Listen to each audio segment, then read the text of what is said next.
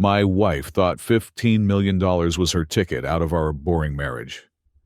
She believed kicking me out with a cold phone call ended my role in her life, but she forgot that, as a risk analyst, I spot system failures for a living. While she celebrated spending an inheritance she did not yet hold, she failed the moral test hidden in her father's will. She burned her future in just 24 hours. My name is Daniel Jones.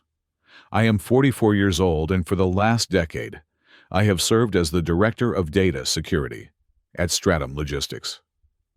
To the outside world, my job sounds like a cure for insomnia. I sit in a climate-controlled glass box, surrounded by walls of monitors that cascade with waterfalls of code tracking high-value freight moving across the North American continent. People think I just watch trucks move on a map. They are wrong. My job is not about observation. It is about the anticipation of disaster. I look for the anomaly in the pattern, the microscopic fracture in the supply chain that suggests a heist. A hack or a systemic collapse is imminent. I am a professional paranoid. I get paid to assume the worst-case scenario is always 5 minutes away, and I am paid very well to ensure it never arrives. The operations floor at Stratum is a cathedral of high-pressure silence. It is a place where a single mistake can cost the company millions of dollars in liability within seconds. Most men burn out in this chair after 2 years. They get ulcers, they get divorced, or they start drinking at lunch. I have lasted 10 years because I do not let the chaos inside. I compartmentalize. I treat emotions like data packets. I inspect them, categorize them, and if they are not useful to the current objective, I quarantine them. That skill was the only reason I did not shatter into 1,000 pieces when the phone rang at 3 in the afternoon. My personal phone never rings during work hours. Vanessa knew the rules. We had been married for 20 years, and in all that time she understood that from 8 in the morning until 6 in the evening, I belonged to the crisis. Seeing her name flash on the screen of my phone, sitting there on the mahogany desk next to my encrypted terminal, sent a prickle of unease down my spine. It was not the worry of a husband fearing an emergency. It was the instinct of an analyst sensing a breach. I picked it up. I did not say hello. I just waited. "He is dead, Daniel," Vanessa said. There was no grief in her voice. There was no tremor of loss, no shock, no hollow echo of a daughter who had just lost her father.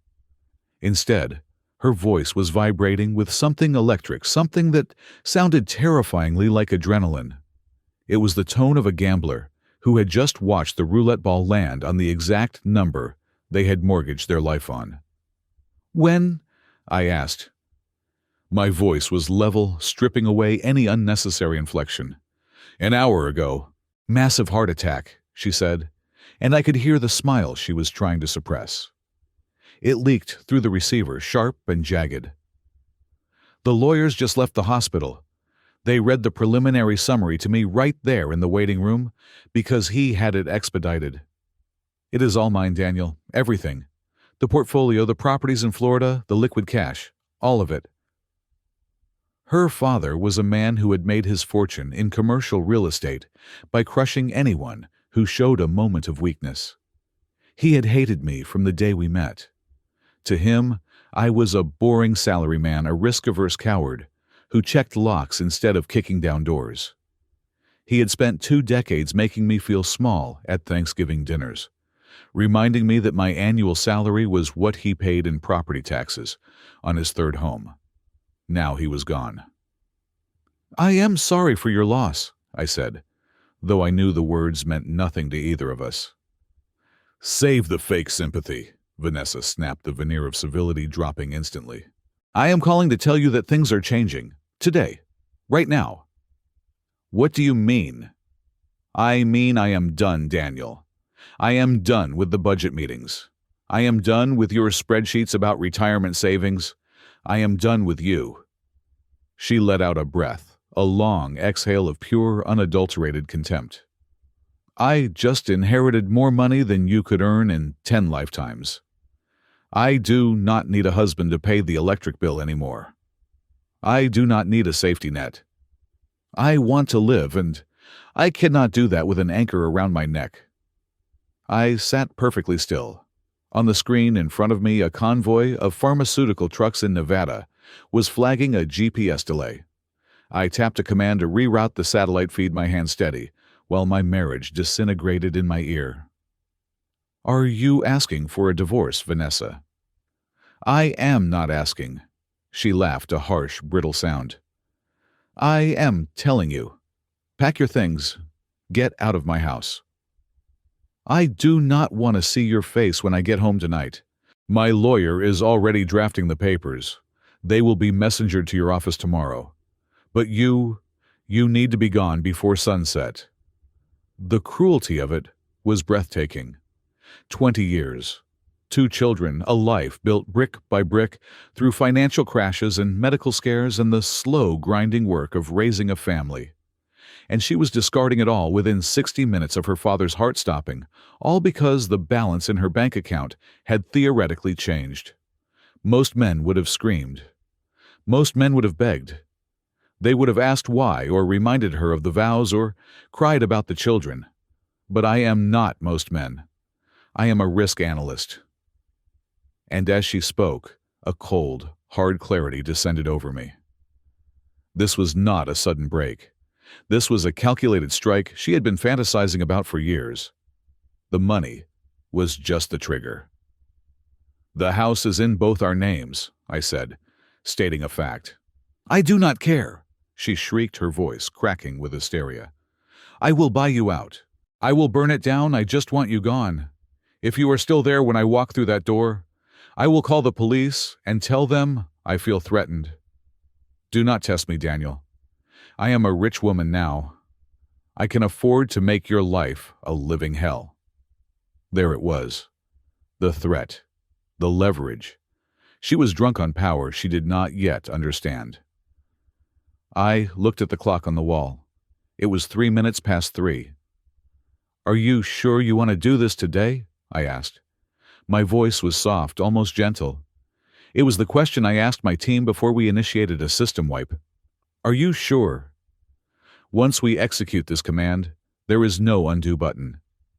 I have never been more sure of anything in my miserable life, she spat. Get out. The line went dead. I slowly lowered the phone to the desk. The silence in my office felt heavier, now pressurized. I did not stand up immediately. I took exactly 60 seconds to breathe, counting the inhales and exhales, lowering my heart rate. Then I stood up, walked to the coat rack, and put on my jacket. I walked out of my office and signaled my deputy, Sarah. I have a family emergency, I told her. Reroute all level 1 alerts to my mobile. I need to be offline for 2 hours. Is everything okay, boss? She asked, looking concerned. It is being handled, I said. I drove home. I did not speed. I stayed exactly at the limit using the turn signals, stopping completely at every stop sign. I needed the routine of the law to keep the rage from blinding me. When I pulled into the driveway of our suburban 2-story home, it looked like the American dream. Perfectly manicured lawn, the white trim gleaming in the afternoon sun. It looked like a lie. I unlocked the front door and stepped into the cool foyer. The house was silent. The kids were not home. Sophia was away at university, and Leo was at soccer practice until 6. I had 3 hours before anyone would return. I did not go to the bedroom to pack clothes. Not yet. I went straight to the study. This was the room Vanessa and I shared. Her iMac sat on the left side of the desk, a chaotic mess of sticky notes and fashion magazines scattered around it. My workstation was on the right, pristine and orderly. I sat down at her computer. I knew her password. She used the same password for everything, the name of her first dog, followed by her birth year. It was a security nightmare I had never bothered to correct because, frankly, it was convenient. I plugged a 2 terabyte external hard drive into the back of her machine. I did not look at the photos or the emails yet. I simply initiated a full mirror backup of her entire system. Documents downloads, chat logs, cached web history, deleted items. I copied it all. The progress bar crawled across the screen. 20%, 40%. While the data siphoned out of her life and into my pocket, I went to the wall, safe hidden behind the framed map of Paris. I spun the dial, click, click, click. The heavy door swung open. I bypassed the cash and the jewelry. I reached into the back and pulled out a thick manila envelope. I had labeled it simply taxes, but that was not what was inside. 6 months ago, I had noticed a discrepancy in our joint checking account. A withdrawal of $4,000 that had been labeled as home maintenance, but did not match any invoice from our contractors. I had dug deeper. Then I found another. Then a credit card opened in her maiden name. Being who I am, I did not confront her immediately. I watched, I tracked, I documented. I held the file in my hands. It was heavy.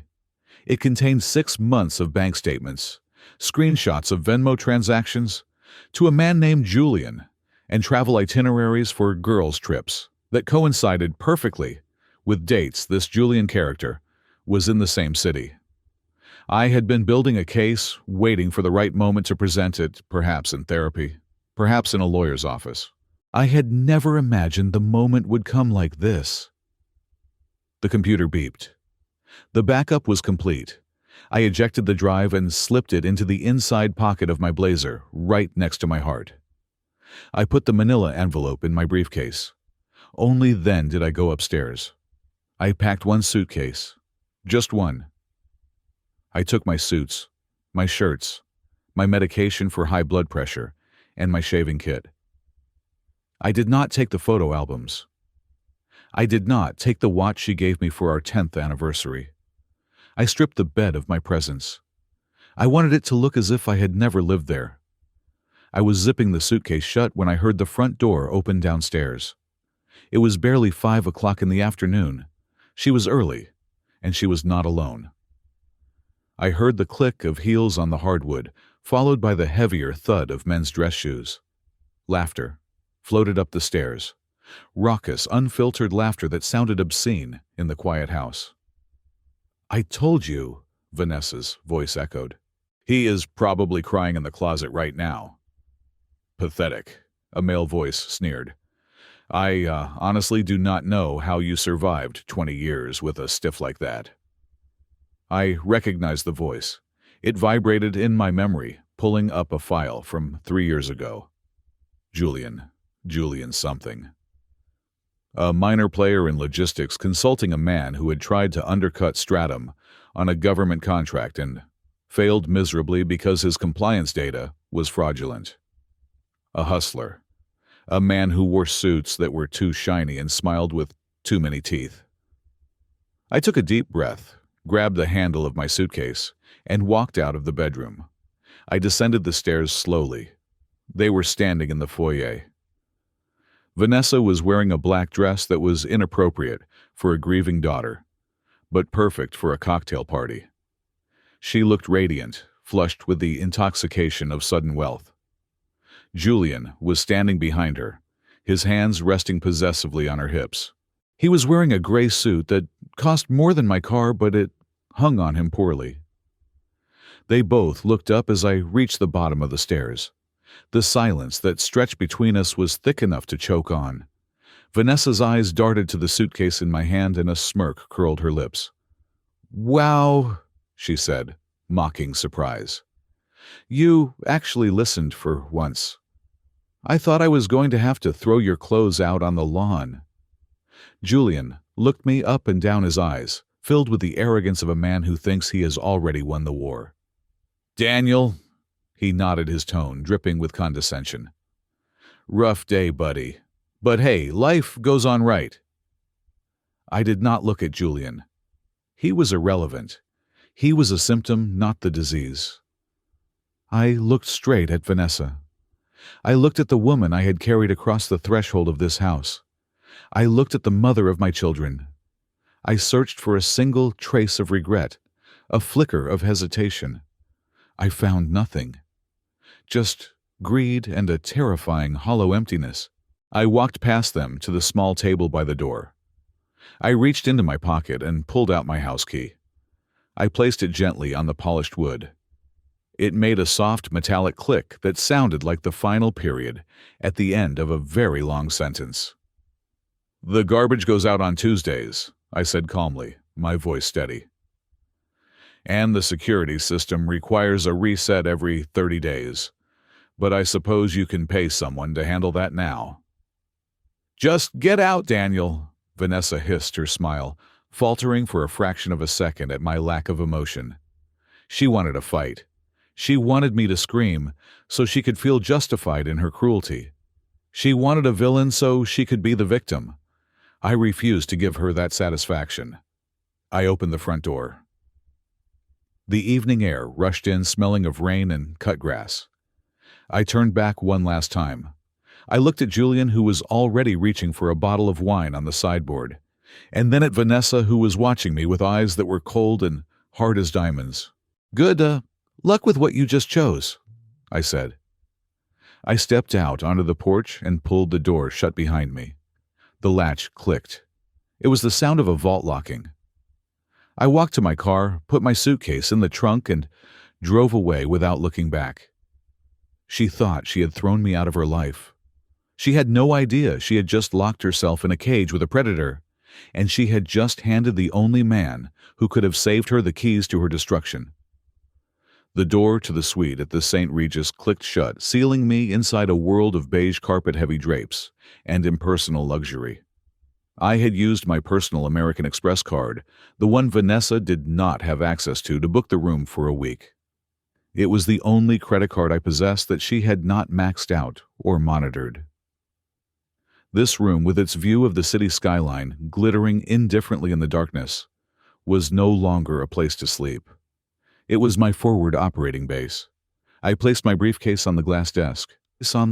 I stripped off my jacket and loosened my tie, but I did not relax. My body was vibrating with a strange cold energy. It was the same feeling I got at Stratum Logistics, when a red flag popped up on the server logs, the quiet, sickening realization that the system had been compromised from the inside. I set up my laptop. I plugged in the external hard drive, containing the mirror image of Vanessa's digital life. I connected to the hotel's secure network through my own VPN. I poured myself a glass of sparkling water from the minibar, sat down, and cracked my knuckles. It was time to perform the autopsy. For 20 years, I had been the sole provider. That was the deal. I made the money. Vanessa managed the home. Or at least, that was the fiction we told ourselves. In reality, I made the money, and Vanessa complained that it was never enough. We lived in a 6-bedroom house in the best school district. She drove a Range Rover. We took vacations to Europe. Yet there was always a sigh, a comment about how her friends had husbands who bought them bigger diamonds or second homes in the Hamptons. I had absorbed her dissatisfaction like a sponge, working longer hours, taking on higher-risk consultations, thinking that if I just added another zero to the bank account, she would finally be happy. I was a fool, a blind, sentimental fool. But tonight, the sentiment was gone. Only the analyst remained. I started with the joint checking accounts. The interface of the banking app was familiar, but the numbers staring back at me were alien. I pulled up the transaction history for the last 12 months and began to cross-reference it with the credit card statements I had scanned from the manila envelope. The first thing I noticed was the leakage. It wasn't a drip. It was a hemorrhage. Thousands of dollars were flowing out of our primary account into a digital wallet service I did not recognize. The labels were innocuous: consulting fees, lifestyle management, wellness coaching. I traced the merchant IDs. They didn't lead to a gym or a therapist. They led to a shell company registered in Delaware. I dug deeper. I pulled up the tax records for the shell company. It had no employees, no physical address, and zero declared revenue. But the registered agent was a law firm that specialized in high-risk asset shielding. Then, I turned my attention to the children. Sophia was 19 years old. She was a sophomore at a private university on the East Coast studying biology. She was brilliant, kind, and the light of my life. We had started a 529 college savings plan for her the day she was born. I had contributed the maximum amount allowable by law, every single year. By my calculations, that fund should have held nearly $300,000, enough to cover her undergraduate degree and a significant portion of medical school. I logged into the investment portal. My breath hitched in my throat. The balance was not $300,000. It was $82,000. I stared at the screen, blinking, hoping it was a glitch. I hit refresh. The number remained the same. $82,000. I felt a physical blow to my chest, harder than anything Vanessa could have said to me in the hallway. This wasn't just theft. This was sabotage. She was stealing our daughter's future. I pulled the transaction logs. Over the past 24 months, there had been a series of authorized transfers out of the fund. The beneficiary was listed as Edu Trust Ventures. It sounded legitimate. It sounded educational. I ran a background check on Edu Trust Ventures. It took me 4 minutes to dismantle the lie. The company was not an educational trust. It was a holding company for a luxury car leasing agency in Miami. My wife had liquidated 60% of our daughter's education fund to lease exotic cars. I closed my eyes. The rage that rose up in me was not hot. It was absolute zero. It froze my veins. I thought of Sophia calling me last week, worried about the cost of her textbooks. I had told her not to worry, that we had prepared for this. I had lied to her because I had trusted her mother. I forced myself to keep going. If she was willing to rob her own child, there were no lines she would not cross. I moved to the real estate assets. We owned a vacation cabin near Lake Tahoe. It was a modest place, bought 10 years ago, fully paid off. It was supposed to be our retirement sanctuary, a place where I could finally stop looking at screens and start looking at trees.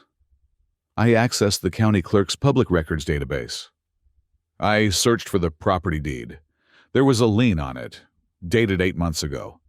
A second mortgage, a home equity line of credit had been taken out against the property for the maximum value, $450,000. I checked the signature on the loan documents. There was my name scrawled in black ink. It was a good forgery. But to my eyes, the loop of the D was too wide, the slant of the J too aggressive. I had never signed this document. Vanessa had forged my signature, notarized it with a friend of hers. I recognized the notary's name, a woman from her tennis club, and cashed out the equity of our safe haven. Where did the money go? I followed the money trail from the loan disbursement. It didn't go into our joint account. It went into a new account at a different bank, one opened solely in Vanessa's name. I hacked into that account. It was illegal, but I was past the point of caring about the law. I was hunting. The $450,000 was gone. Burned. Vaporized in less than 8 months. The statements read like a travel brochure for the rich and tasteless. First-class flights to Las Vegas, Macau, and Monte Carlo. Hotel suites costing $5,000 a night. Designer watches. And cash withdrawals. Massive, staggering cash withdrawals at casino cages. $10,000 here, $20,000 there. And in every single city, on every single date, there was a shadow. I opened the hard drive containing Vanessa's emails. I searched for Julian, the inbox populated with hundreds of threads. I sorted them by date and started reading from 6 months ago. The picture that emerged was not a romance. It was a predation. Baby, Julian wrote in an email dated last November. The system is rigged. I just need another 50 grand to float the bridge loan. Once this deal closes, we are talking triple returns. You will be the queen you deserve to be. Do not let that boring husband of yours hold you back. He is small time. We are big league." Vanessa's reply was pathetic in its desperation. "I am trying, Julian. I had to forge his signature on the Tahoe house. If he finds out, he will kill me. But I believe in you. I know you are going to make us rich." "He won't find out," Julian replied. "And even if he does, who cares? Your dad is not going to last forever. Once the old man kicks the bucket, you dump the loser, and we take the inheritance to the moon. Just hang in there. Keep the cash flowing." I read that line again. Once the old man kicks the bucket. They had been planning this. They were not just waiting for her father to die. They were banking on it. They had already spent the inheritance in their minds. The $15 million she thought she had inherited today was simply the final tranche of funding for a Ponzi scheme she had been feeding for months. I needed to know who Julian really was. I pulled up his dossier. I had his full name now from the flight manifests in Vanessa's email, Julian T. Sterling. I ran him through the Stratum Logistics Global Threat Database. We used this system to vet international partners to ensure we weren't doing business with cartels or money launderers. The screen filled with red text. Julian Sterling was not a logistics consultant. He was a ghost. He had 3 aliases. He had declared bankruptcy twice in the state of Nevada and once in New Jersey. He had a record of civil lawsuits, a mile-long breach of contract fraud, solicitation of investment without a license. But the most damning piece of data was his credit report. Julian Sterling had a credit score of 420. He owed $1.2 million to 3 different casinos in Las Vegas. He was being sued by a private equity firm for embezzlement. The man was drowning. He wasn't looking for a lover. He was looking for a life raft. And Vanessa was the Titanic he had climbed aboard. He had groomed her. He had identified her insecurity, her greed, and her boredom. He had fed her fantasies of high-stakes business and glamorous risks, all while draining her dry to pay off the loan sharks, circling his own ankles. He didn't love her. He barely even tolerated her.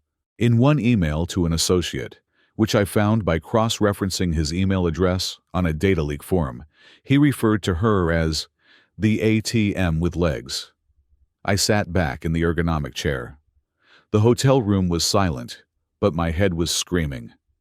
I looked at the total damage. The college fund was gutted. The vacation home was leveraged to the hilt. Our savings were decimated. And now, she had inherited $15 million. If I did nothing, Julian would devour that inheritance within a year. He would wash it through his investments, pay off his gambling debts, and leave Vanessa destitute. But that wasn't the worst part. The worst part was Sophia and Leo. If Vanessa controlled that money, she would use it to manipulate them. She would dangle cars and condos in front of them, just like Julian dangled dreams in front of her. She would turn them into shallow grasping creatures, or she would destroy them when the money ran out. The thought of Leo, my 16-year-old son, calling that predator Uncle Julian, made bile rise in my throat. I stood up and walked to the window. The city lights blurred through the glass. I felt a profound, aching sadness for the woman I had married 20 years ago. I mourned the girl who used to laugh at my bad jokes, and who cried when our cat died. That woman was dead. She had been consumed by the monster of her own entitlement, fed by a parasite named Julian. But sadness is a luxury I could no longer afford. I turned back to the desk. The glow of the monitors illuminated my face. I was no longer a husband. I was a trustee. I was the firewall. I picked up my phone and dialed a number. It was 3 a.m, but I knew the automated system would be active. I navigated the menu of the credit monitoring agency. "To place a fraud alert on your file, press 1, the robotic voice said. I pressed 1. "To freeze all credit inquiries associated with your social security number, press 2. I pressed 2. Then, I logged back into the joint accounts. I could not stop her from accessing her own new inheritance, not yet, but I could stop the bleeding on what was left of our old life. I initiated a transfer of the remaining $82,000 from Sophia's college fund into a secure blocked trust account under my name only. I flagged the transaction as emergency asset protection due to suspected fraud. It would trigger an investigation. It would freeze the account. Vanessa would scream, but she wouldn't be able to touch a dime of it. Next, I drafted an email to the bank holding the mortgage on the Tahoe house. I attached the affidavit of forgery I had just typed up. I did not send it yet. I saved it to the drafts folder. It was ammunition. I looked at the clock. It was 4 a.m. I was exhausted, but my mind was razor sharp. I had the data. I had the timeline. I knew exactly who the enemy was, and I knew exactly how desperate he was. Julian needed that inheritance money immediately. He was on a ticking clock with his own creditors. That made him dangerous, but it also made him predictable. Vanessa thought she had won. She thought the game was over because she held the winning lottery ticket. She did not realize that the ticket was printed on flash paper, and I was the one holding the match. I lay down on the bed, staring at the ceiling. I did not sleep. I lay there and formulated the next steps of the algorithm. Step 1, secure the perimeter, the kids. Step 2, isolate the threat, Vanessa and Julian. Step 3, let the system crash. You want to play the villain, Vanessa, I whispered to the empty room. Fine. But you forgot one thing. Every villain needs a nemesis. And you just created one. The sun was barely scraping the horizon when my phone vibrated against the nightstand of the hotel room. I had not slept. I had spent the dark hours staring at the ceiling, calculating interest rates on debts that were not mine, and estimating the blast radius of the grenade Vanessa had pulled the pin on. I looked at the screen. The caller ID read Evelyn Vance. My stomach tightened. Evelyn Vance was not just a lawyer. She was a shark in a Chanel suit. She had been my father-in-law's consigliere for 30 years, the architect of his empire, and the woman who buried his bodies, legally speaking. For 2 decades she had treated me with the same polite disdain one might show to a waiter who brought the wrong wine. To her, I was an unremarkable appendage to the family, a man who lacked the killer instinct necessary to sit at the big table. I cleared my throat and answered. "This is Daniel," I said. "Mr. Jones." Her voice was crisp, lacking the morning grogginess that plagued normal humans. "I need you at my office. 45 minutes. Do not be late." "Evelyn," I said, sitting up. "I assume you have heard. Vanessa kicked me out. If this is about signing the divorce papers, you can mail them to—" "This is not about divorce papers, Daniel." She interrupted, her tone sharp. "And I know exactly where you are. The St. Regis. It is a good choice. Discreet. Now put on a tie. We have matters to discuss that cannot be trusted to a telephone line." The line went dead. I showered and dressed in mechanical silence.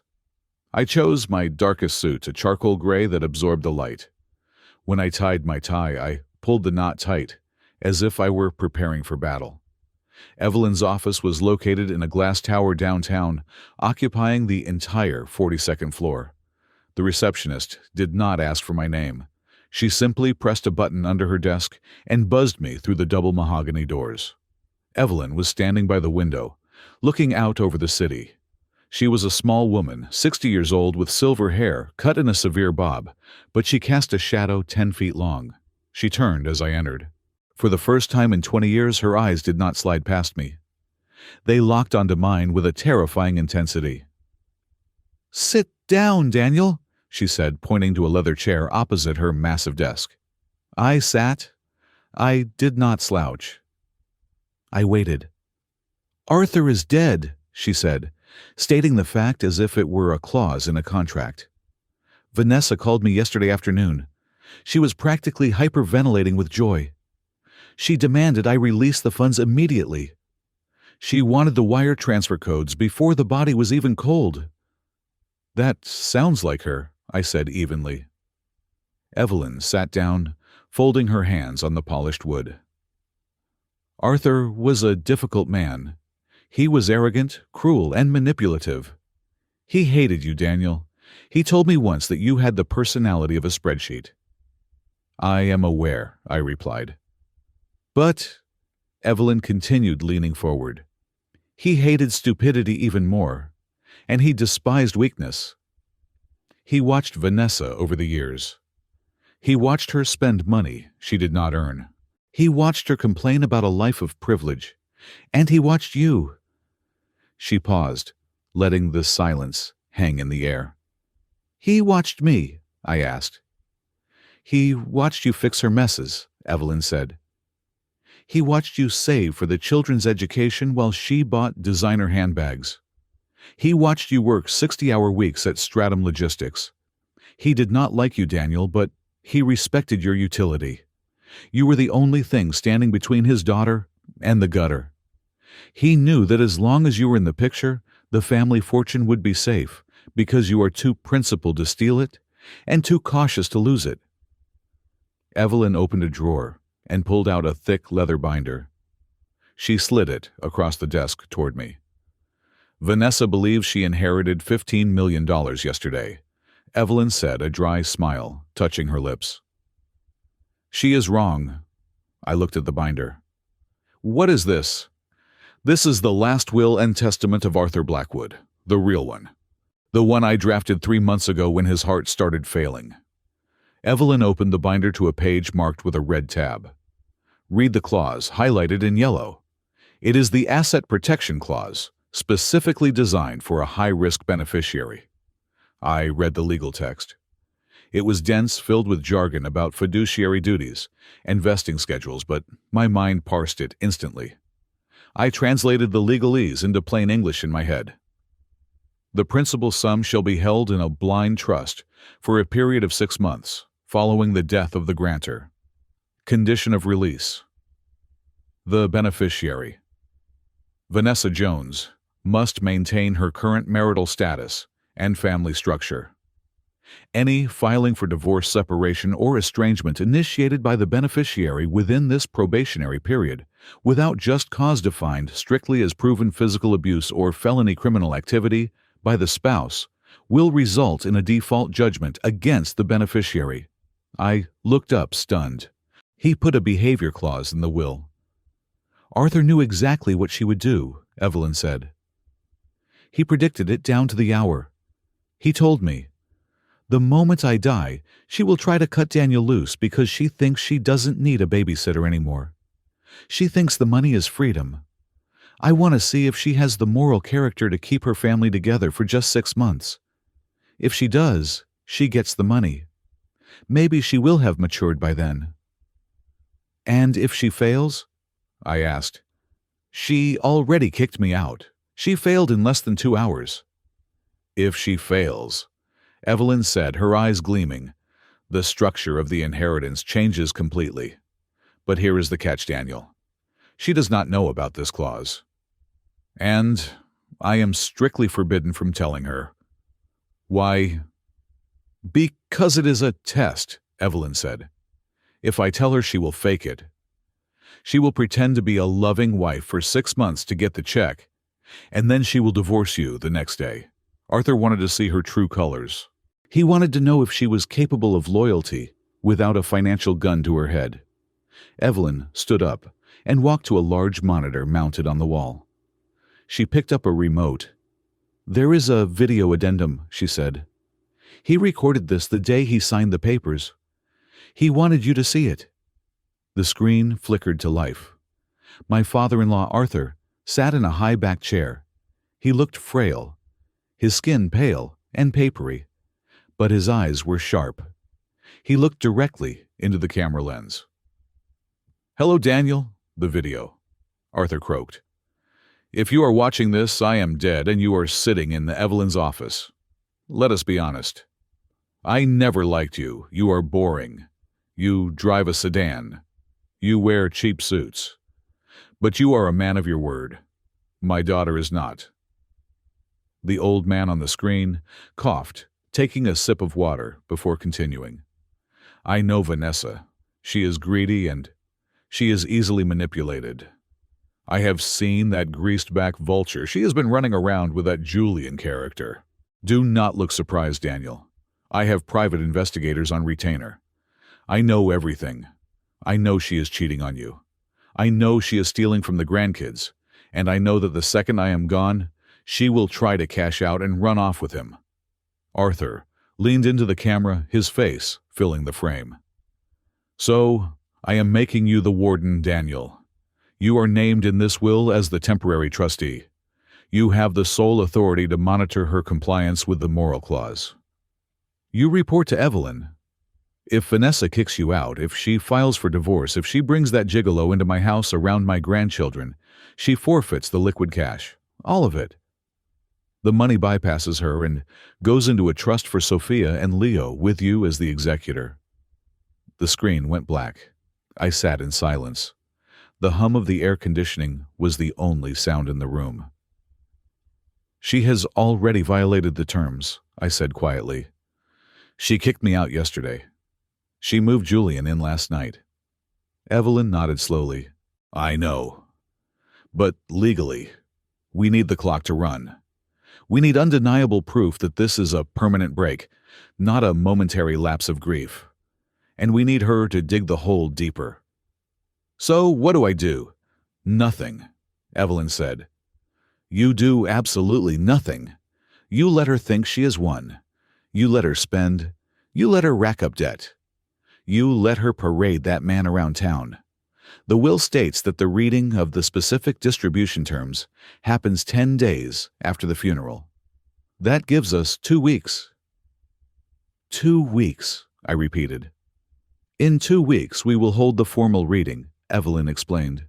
"Vanessa will be there expecting a check for $15 million. Instead, you will present your evidence of her breach of contract, and then I will read the penalty clause."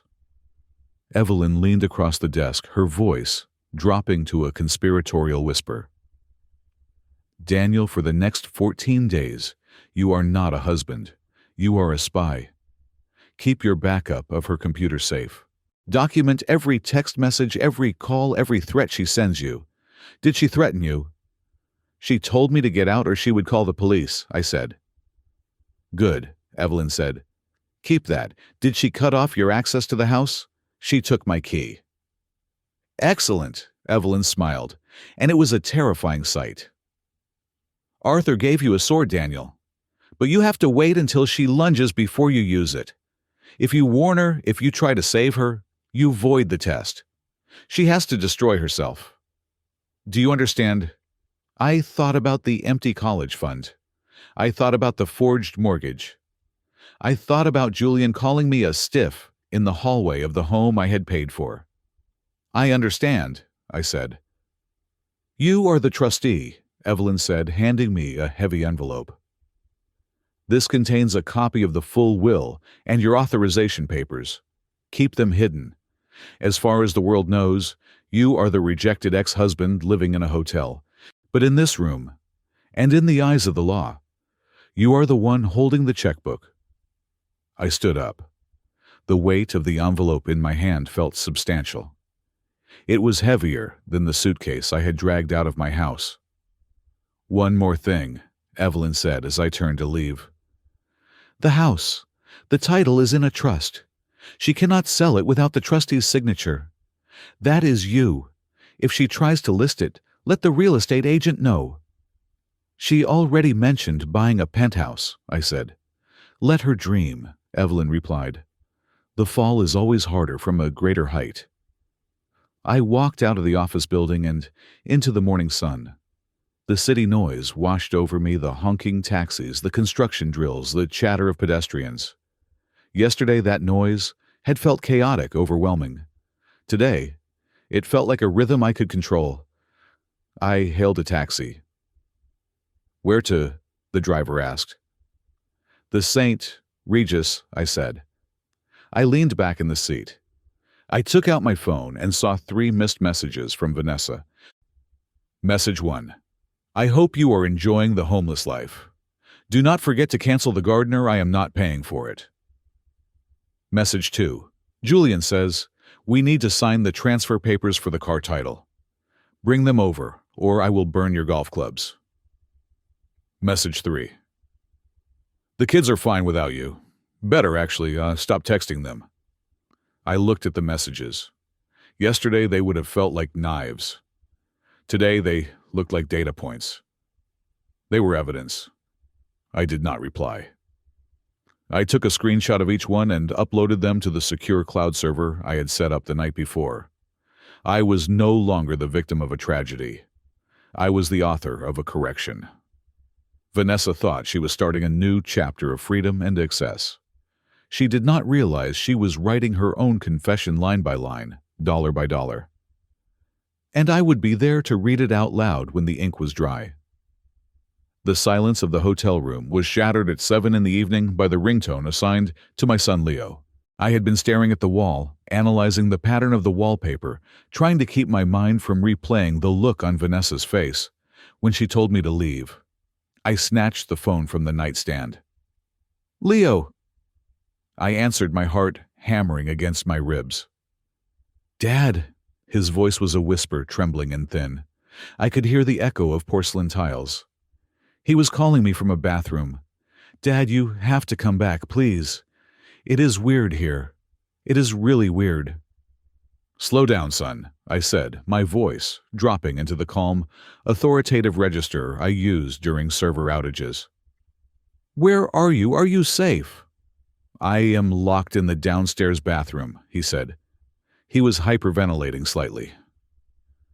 She brought him to dinner, Dad. She brought that guy, Julian. She made him sit in your chair. My grip on the phone tightened so hard, the plastic creaked. My chair.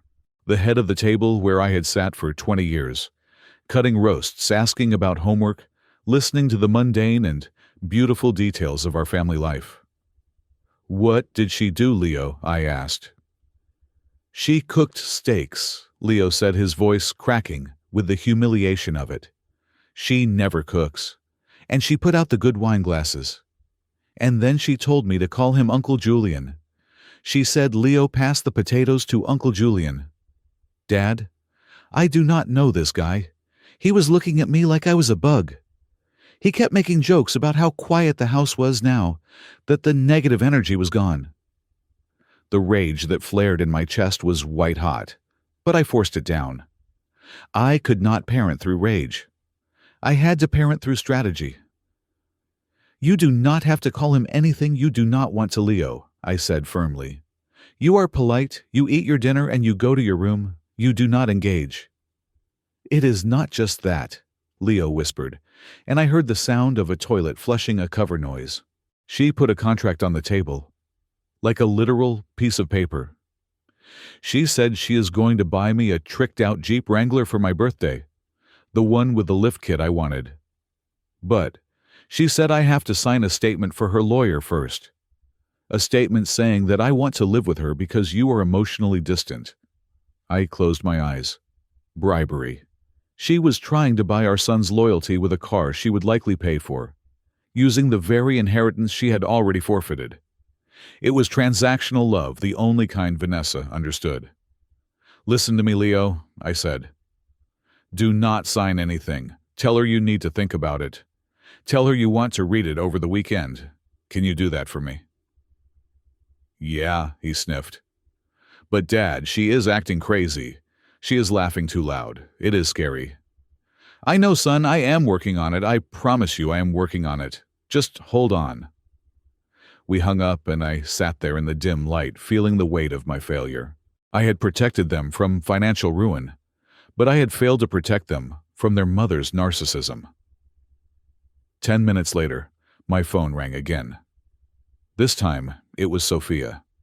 My daughter was 300 miles away, safe in her dorm room, or so I had hoped. But when I answered, she was sobbing so hard she could barely speak. Daddy! She choked out. I am here, baby, I am here. What happened? Mom just called me, Sophia cried. She told me that if I answer your calls, she is cutting off my tuition. She said she controls the money now and she is not going to pay for me to be brainwashed by a loser. Dad, finals are in 2 weeks. If the tuition payment for next semester does not clear by Friday, they are going to put a hold on my transcripts. I cannot register for the research program. I worked so hard for that spot. My blood ran cold. This was a tactical nuclear strike. Vanessa knew Sophia's education was her pride and joy. She was holding my daughter's future hostage to hurt me. But there was something Vanessa did not know. She did not know that I knew the truth. There was no money to cut off. She had already stolen the college fund. She was threatening to withhold money she had already spent on vacations and gambling debts.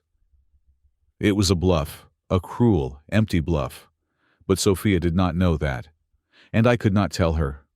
I could not break her heart by telling her that her mother had looted her savings account 2 years ago. Sophia, listen to me, I said, my voice steel. Stop crying. Listen to your father. The authority in my tone cut through her panic. She sniffled and fell silent. You do not worry about money, I said. Do you hear me? You never worry about money. That is my job. But she said, I do not care what she said, I interrupted. I am going to take care of it. Tonight, the tuition will be paid in full before you wake up tomorrow morning. But Dad, she hesitated, her voice small. Mom said you're broke. She said she has everything. Your mother is mistaken, I said. I hung up and opened my laptop. I logged into my personal savings account. This was money I had scraped together over 10 years' bonuses, consulting gigs I did on the weekends, money I had hidden away for a rainy day. It was supposed to be for a boat or maybe a cabin in the woods. The balance was $45,000. The tuition bill for Sophia's next semester plus housing and fees was $38,000. I did not hesitate. Not for a second. I navigated to the university's payment portal. I entered my routing number. I entered the amount. I clicked Submit. The screen loaded. Processing. For a moment, I watched the spinning wheel. That money represented my safety net. Without it, I was living in a luxury hotel with nothing but a credit card and a paycheck that wouldn't arrive for another 2 weeks. But as the green check mark appeared, payment successful, I felt a profound sense of relief. She could not touch Sophia now. She had lost her leverage. I took a screenshot of the confirmation and emailed it to Sophia. Done. Go study. I love you. The next afternoon, I left the hotel early. I drove to the high school, parking 3 blocks away in a side street to avoid being seen by any of the other parents who might know Vanessa. I texted Leo meet me at the old library steps. 10 minutes. When I saw him walking toward me, my heart broke a little. He looked 10 years older than he had 2 days ago. His shoulders were slumped, his backpack hanging off one strap. He looked like a soldier returning from a lost war. Dad, he said, and he didn't care who saw. He hugged me. He buried his face in my shoulder, this tall, lanky 16-year-old boy who usually acted too cool to be seen with me. I am okay, I whispered, patting his back. I am okay. We sat on the stone steps. I handed him a sandwich I had bought from a deli. He ate it like he hadn't eaten in days. Is he still there? I asked. Yeah, Leo said, his mouth full. He sleeps till noon. He walks around in a bathrobe. Dad, it is gross. He drinks Mom's wine at breakfast, and Mom is just running around him like a waitress. She asks him what he wants, what he needs. She completely ignores me unless she needs me to take a picture of them together for Instagram. I need you to be strong, Leo, I said. I need you to be the eyes and ears, but I also need you to be safe. I reached into my pocket and pulled out his phone. Give me your phone. Why? Because your mother has installed a tracker on it, I said. I checked the family cloud account logs this morning. She installed find my kids, and set the notifications to aggressive. She wants to know if you come to see me. Seriously, Leo looked disgusted. Unlock it. He handed it over. I connected it to my laptop with a cable. I did not delete the app. Deleting it would alert her. Instead, I ran a script I had written that morning. It created a GPS loop. As far as the app was concerned, Leo would appear to be at the school library, then the gym, then home. It would feed Vanessa a perfectly normal, boring pattern of data regardless of where Leo actually was. There, I said, handing it back. She will see what she wants to see. You are invisible now. You are like a spy, Dad. Leo smiled weakly. I am a risk analyst, I corrected him. And right now she is the risk.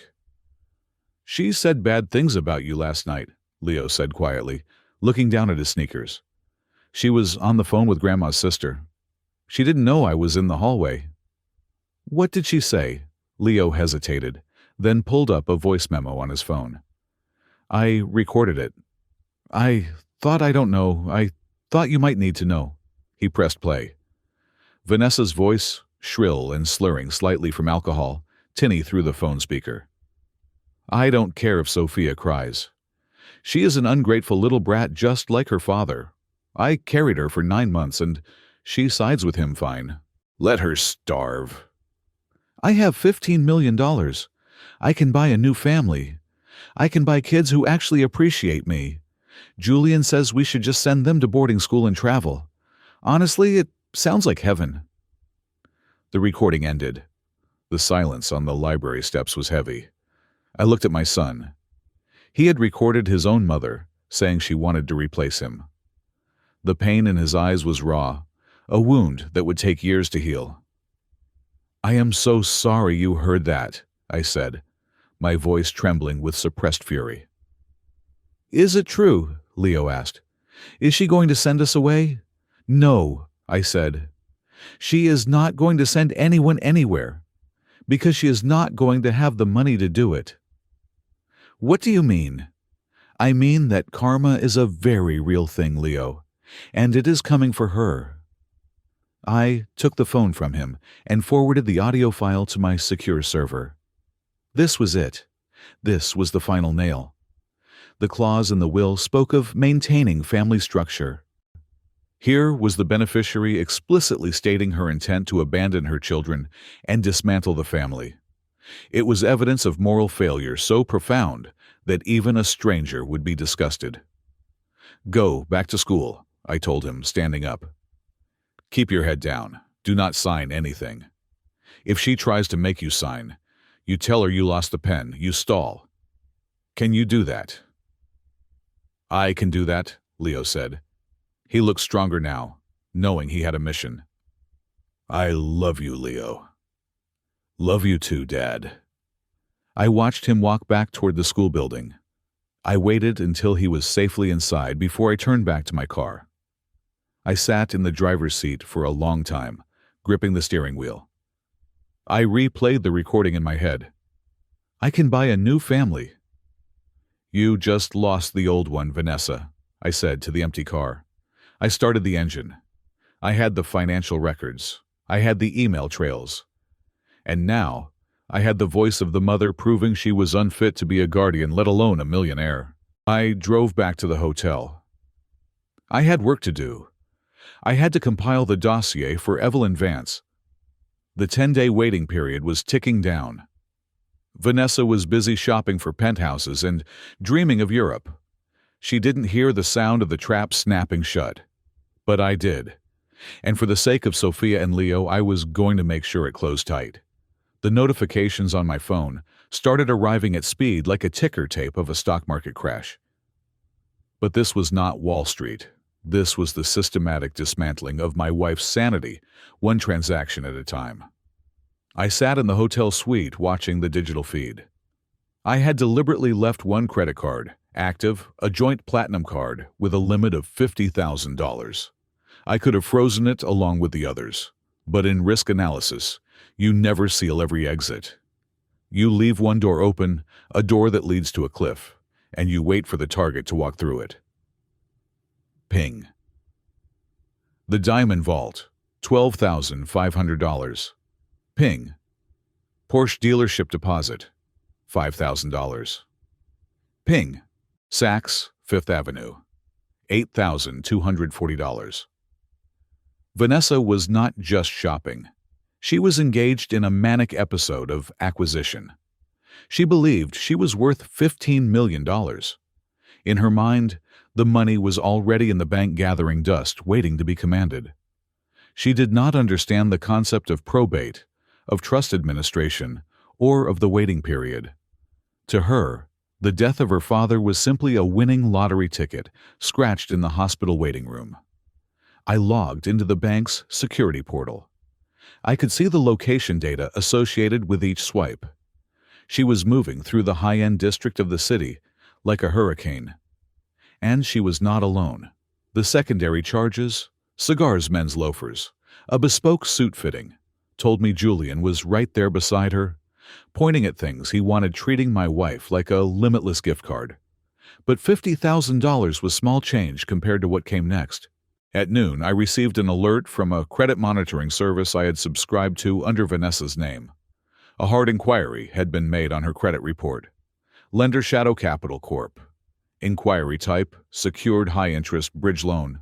Amount $250,000. Julian. It had to be. No legitimate bank would lend $250,000 to a housewife with no income and a frozen husband. This was a hard money loan, the kind with predatory interest rates and broken kneecaps as the penalty for default. Julian had introduced her to his world, the world of desperation masked as exclusive financing. I tapped into the cloud backup of her phone again. The photos from the last 3 hours had just synced. There was a photo of a document. It was a purchase agreement for a penthouse in the Millennium Tower. The price was $4.2 million. The deposit required immediately was $200,000. She was using the hard money loan to put a down payment on a castle in the sky she could not afford. She was leveraging debt to buy debt. Then came the party. I saw the invitation on her Instagram story. It was posted publicly, another mistake. New life, new love, come celebrate Vanessa's freedom and the memory of Arthur Blackwood R.I.P. Tonight at the house. Champagne flows at 8 p.m. She was turning our family home into a nightclub less than 48 hours after her father died and she had kicked her husband out. It was grotesque. I zoomed in on the photo. She was wearing a dress I had never seen, holding a bottle of Cristal, with Julian's arm draped heavily around her neck. He looked smug. She looked frantic, her eyes too wide, her smile a little too stretched. I called Evelyn Vance. "She is throwing a party," I said. "I know," Evelyn replied. Her voice was dry as dust. "My assistant saw it on social media. It is in poor taste, Daniel, but it is not illegal to be tacky." "She just took out a hard money loan for $250,000, I said. "And she put a deposit on a penthouse." "Let her," Evelyn said. "She is digging. Do not take the shovel out of her hand." "There is more," I said. "I just got a flag from our broker. She is trying to liquidate the joint stock portfolio, the blue-chip stocks, the retirement accounts." "Now that," Evelyn said, her tone sharpening, "we can stop. That is marital property. I will have a judge sign an emergency freezing order within the hour. But Daniel—" "Yes. We will only freeze half," she said. "We will freeze your 50%. Let her liquidate her half. If she wants to sell Apple and Amazon stock at a loss to fund a party letter. It goes to the character assessment. A prudent trustee preserves capital.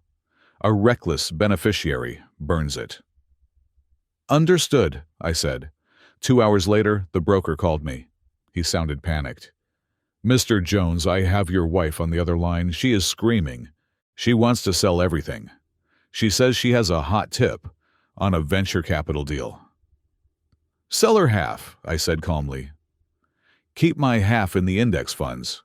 and send the proceeds of her sale to the joint checking account, not her personal one. I want a record of where it goes. She is demanding a wire transfer to a third party, the broker said. A company called Global Horizon Investments. Who are they? I checked, the broker lowered his voice. It is a shell company, registered in the Cayman Islands. It looks sketchy, Daniel. Process the sale, I said, but tell her the wire transfer will take 24 hours to clear compliance. Make her wait. I hung up. Global Horizon Investments. I didn't need to be a genius to know whose signature was on that account. Julian was trying to siphon the equity from our retirement before the divorce lawyers could lock it down. That evening, I sat in the dark hotel room and opened the live feed from the security cameras at my house. Vanessa had revoked my administrative access, but she had forgotten that I was the one who installed the system. I had a backdoor root key that she couldn't delete without ripping the wires out of the wall. The feed from the living room camera flickered to life. My house was unrecognizable. There were at least 50 people crowded into the living room. I didn't recognize half of them. They looked like Julian's friends, men in shiny suits, women in dresses that were too tight. The music was thumping so loud, the microphone was clipping. Vanessa was standing on the coffee table, my coffee table, where I used to stack my architectural magazines, holding a microphone. "To Arthur," she screamed, raising a glass. "The old bastard finally did one good thing. He died and made me rich." The crowd cheered. I watched Julian standing by the fireplace. He wasn't cheering. He was texting. He looked bored. He looked like a man checking his watch, waiting for the bank transfer to hit. Then I saw him pull Vanessa aside. The camera angle was perfect. I could read his lips, and the high-fidelity audio picked up their conversation over the bass of the music. "Babe," Julian said, grabbing her arm a little too roughly. "The wire didn't come through. My partners are getting antsy. This deal closes at midnight. If we don't get the $2 million in, we lose the multiplier." "I told you," Vanessa shouted over the music, looking stressed. "The broker said 24 hours. I sold the stocks. It is coming." 24 hours is too late, Julian snapped. His charm was slipping. The predator was showing his teeth. "You are worth 15 million, Vanessa. Write a promissory note. Sign the contract. My partners will accept your signature as collateral until the cash clears." He pulled a document out of his inside jacket pocket. He had brought a contract to a funeral party. "I don't know," Vanessa stammered. "Daniel always handled the contracts. Should I show it to a lawyer?" "Daniel is a loser," Julian hissed. "And lawyers are parasites who just want to slow you down so they can bill you more hours. Do you trust me, or do you trust the system that kept you poor?" "I trust you," she said. Her voice was small, pathetic. "Then sign it. It guarantees a 100% return in 6 months. We will double your inheritance before the probate even clears." I watched helpless as my wife took a gold pen from his hand and signed the paper. She had just signed a promissory note for $2 million, investing in a project that I knew for a fact did not exist. She was pledging money she did not have, based on an inheritance she might never get to a man who was already planning his exit strategy. I stopped recording. I saved the clip. Exhibit D, reckless financial endangerment. My phone rang. It was Evelyn. "Daniel," she said, "we have a problem. A serious one." "What did she do now?" "She went to the office of the fund manager handling the estate trust," Evelyn said. "About an hour ago, before her party started. She tried to bribe the junior account manager." "Bribe him?" "She offered him $10,000 cash she presumably got from that loan shark, to release a prepayment of $1 million immediately. She told him to fudge the paperwork to mark it as emergency medical expenses." I let out a low whistle. "That is attempted fraud." "It is worse," Evelyn said. It is a felony. The account manager reported it to me immediately. He recorded the conversation. Daniel, she is out of control. If she is charged with a crime, the moral turpitude clause will activate instantly. She loses everything. Not just the money, but the house, the cars, everything. Does she know she was reported? No, Evelyn said. We are holding the report. If we file it now, the police arrest her tonight. Do you want your children to see their mother arrested in the middle of a party? I looked at the security feed. I saw Leo walking through the background of the frame, carrying a tray of appetizers, looking terrified. I saw Sophia's empty spot on the couch. No, I said. Not tonight. Let her hang herself with the debt first. If she goes to jail, the kids are traumatized. If she goes broke, she just learns a lesson. You are a merciful man, Daniel, Evelyn said. More than she deserves. I am not doing it for her, I said. I am doing it for Leo. He is in that house right now. Very well. We hold the fraud charge. But keep watching her. She is desperate. And desperate people do dangerous things. I hung up and turned back to the screen. The party was winding down. The hangers-on were leaving, taking bottles of wine with them. Julian was passed out on the sofa, his mouth open, snoring. Vanessa was sitting on the floor amidst the debris of confetti and spilled drinks. She was holding her phone, refreshing her banking app over and over again. She looked small. She looked old. The adrenaline was wearing off and the reality of the hangover was setting in. I saw her type a message. My phone buzzed. Message from Vanessa. I know you are watching the accounts. Stop blocking the transfer. I need that money. It is for the kids. I stared at the lie. It was so blatant it was almost funny. For the kids.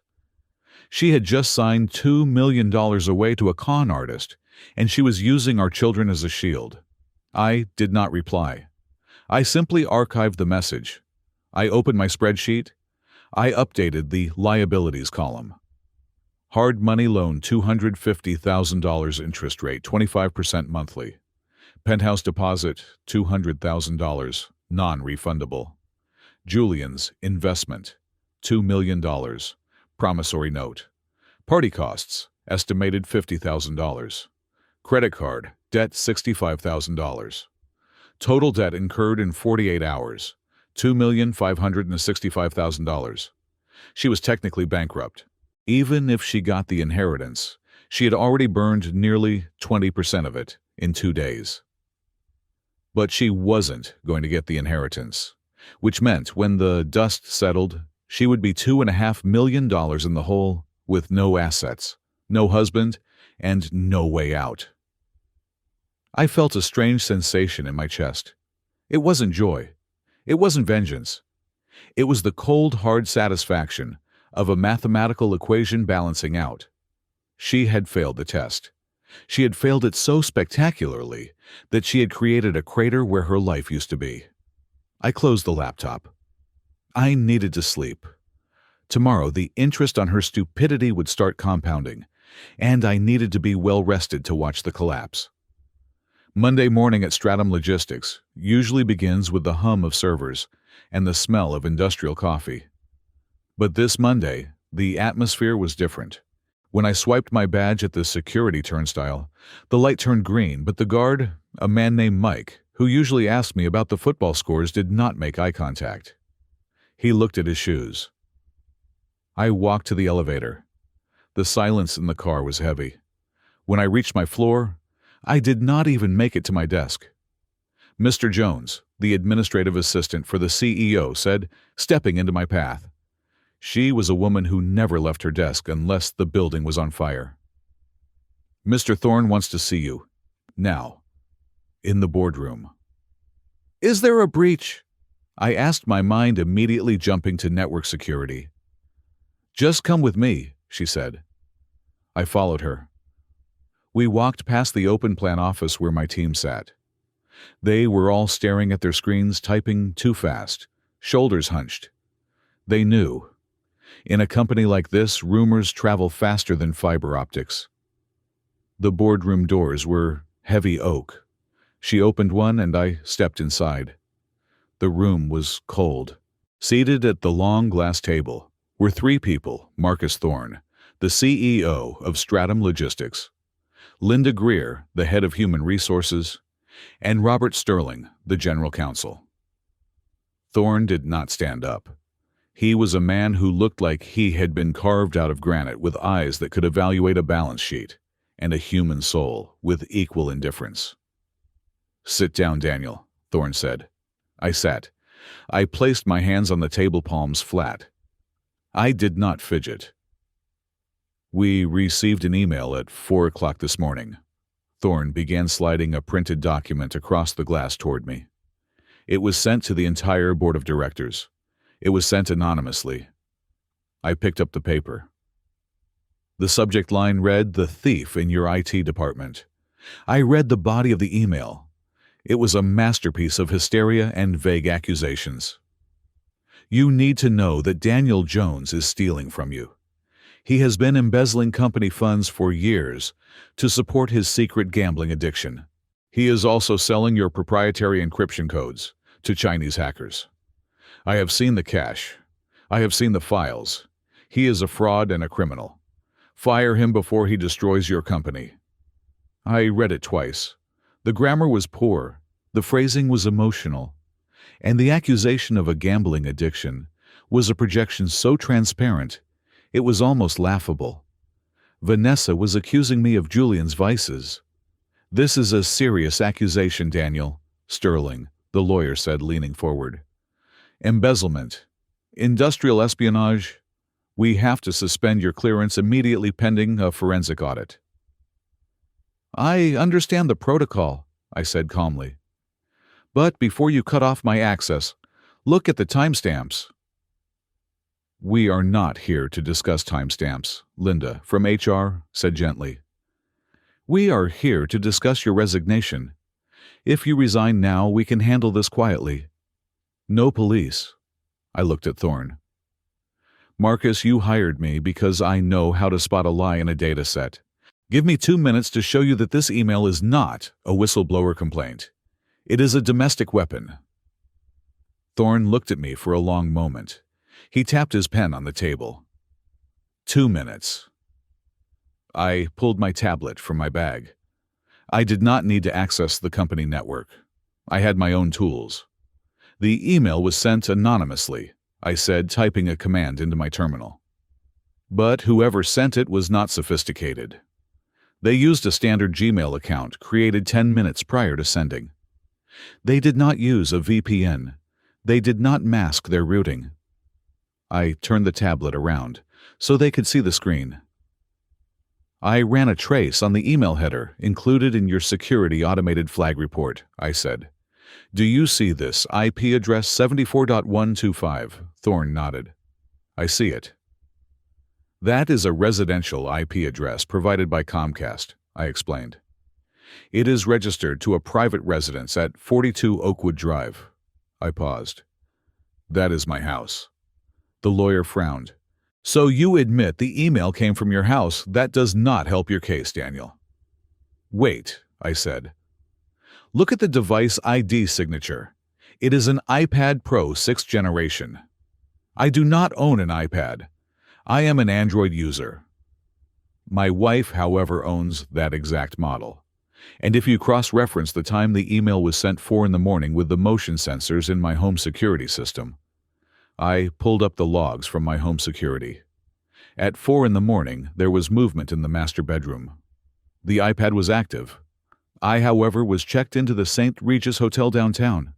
Here is my folio receipt, and here is the footage of me entering the hotel lobby at 6 in the evening and not leaving until 7 this morning." I looked at Thorne. "My wife kicked me out 2 days ago. She is currently in the middle of a mental health crisis involving a new partner. She sent this email to destroy my career because she is angry that I froze our joint bank accounts." Thorne picked up the printed email and looked at it with disgust. "A vindictive spouse. We have seen it before. But Daniel, the accusation of selling data, we cannot ignore that. I agree, I said. Which brings me to the second point. The man my wife is currently cohabiting with. The man who is likely influencing her to write this. Who is he? Thorne asked. His name is Julian Sterling, I said. The general counsel. Robert Sterling flinched. No relation, I hope. None, I said. But you might know his employer. He is a freelance consultant, currently under contract with Apex Global Solutions. The temperature in the room dropped 10 degrees. Apex Global was not just a competitor. They were our mortal enemy. They had been trying to reverse engineer Stratum's logistics algorithm for 5 years. Are you telling me, Thorne said, his voice dropping to a dangerous whisper, that the wife of my director of data security is sleeping with an operative from Apex Global? I am, I said. And I believe this email was not just spite.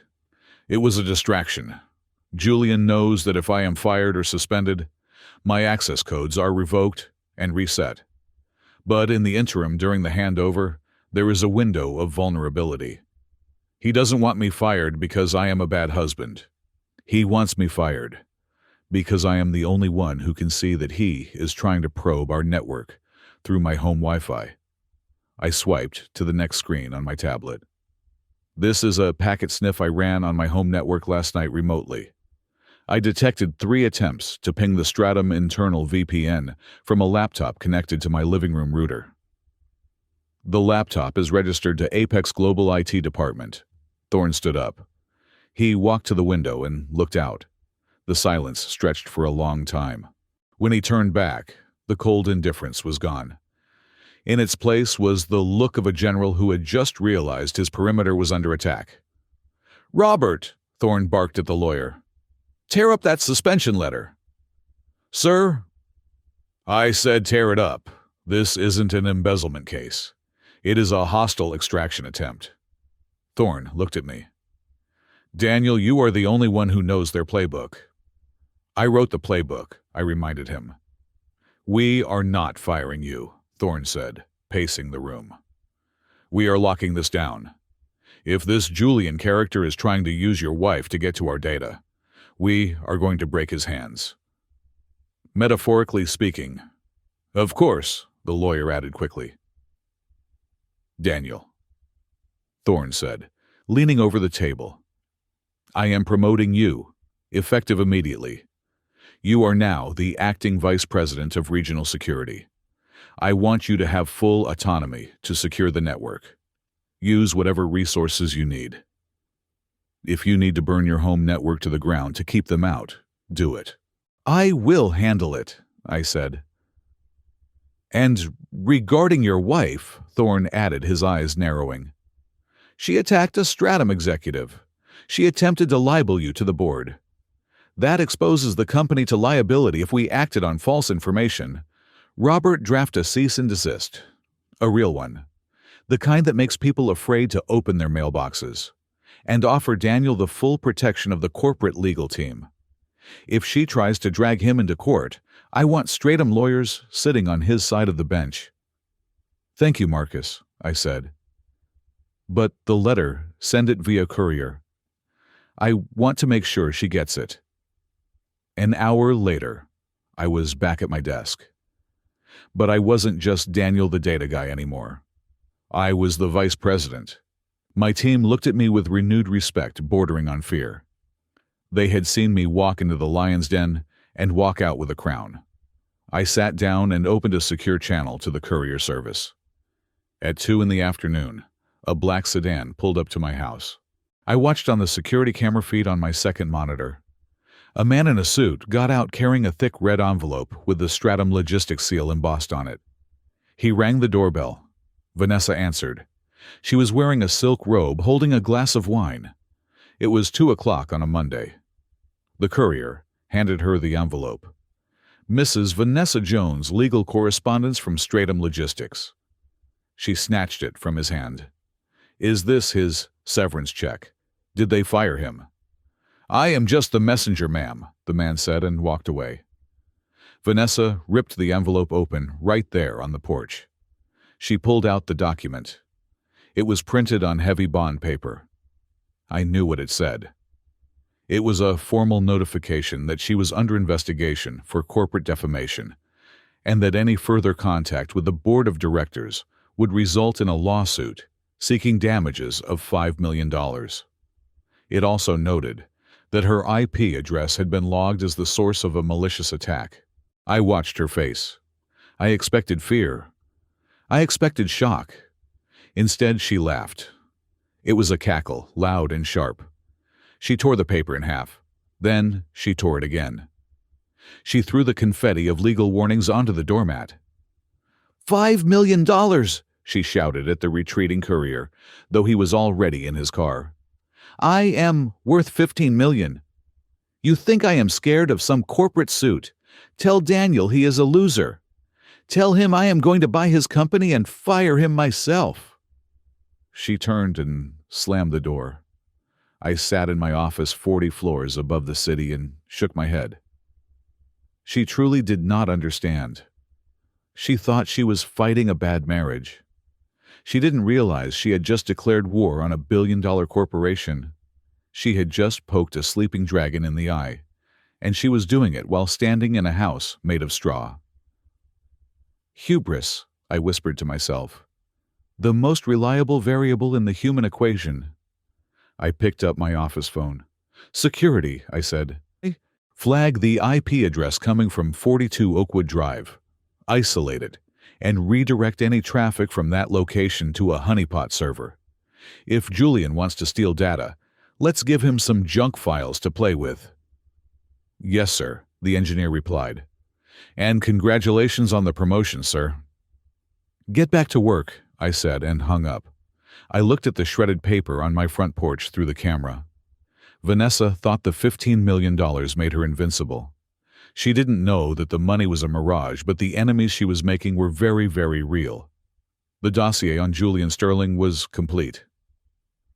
It sat on the passenger seat of my rental car, a thick binder, bound in black plastic. It was not just a collection of papers. It was the anatomy of a parasite.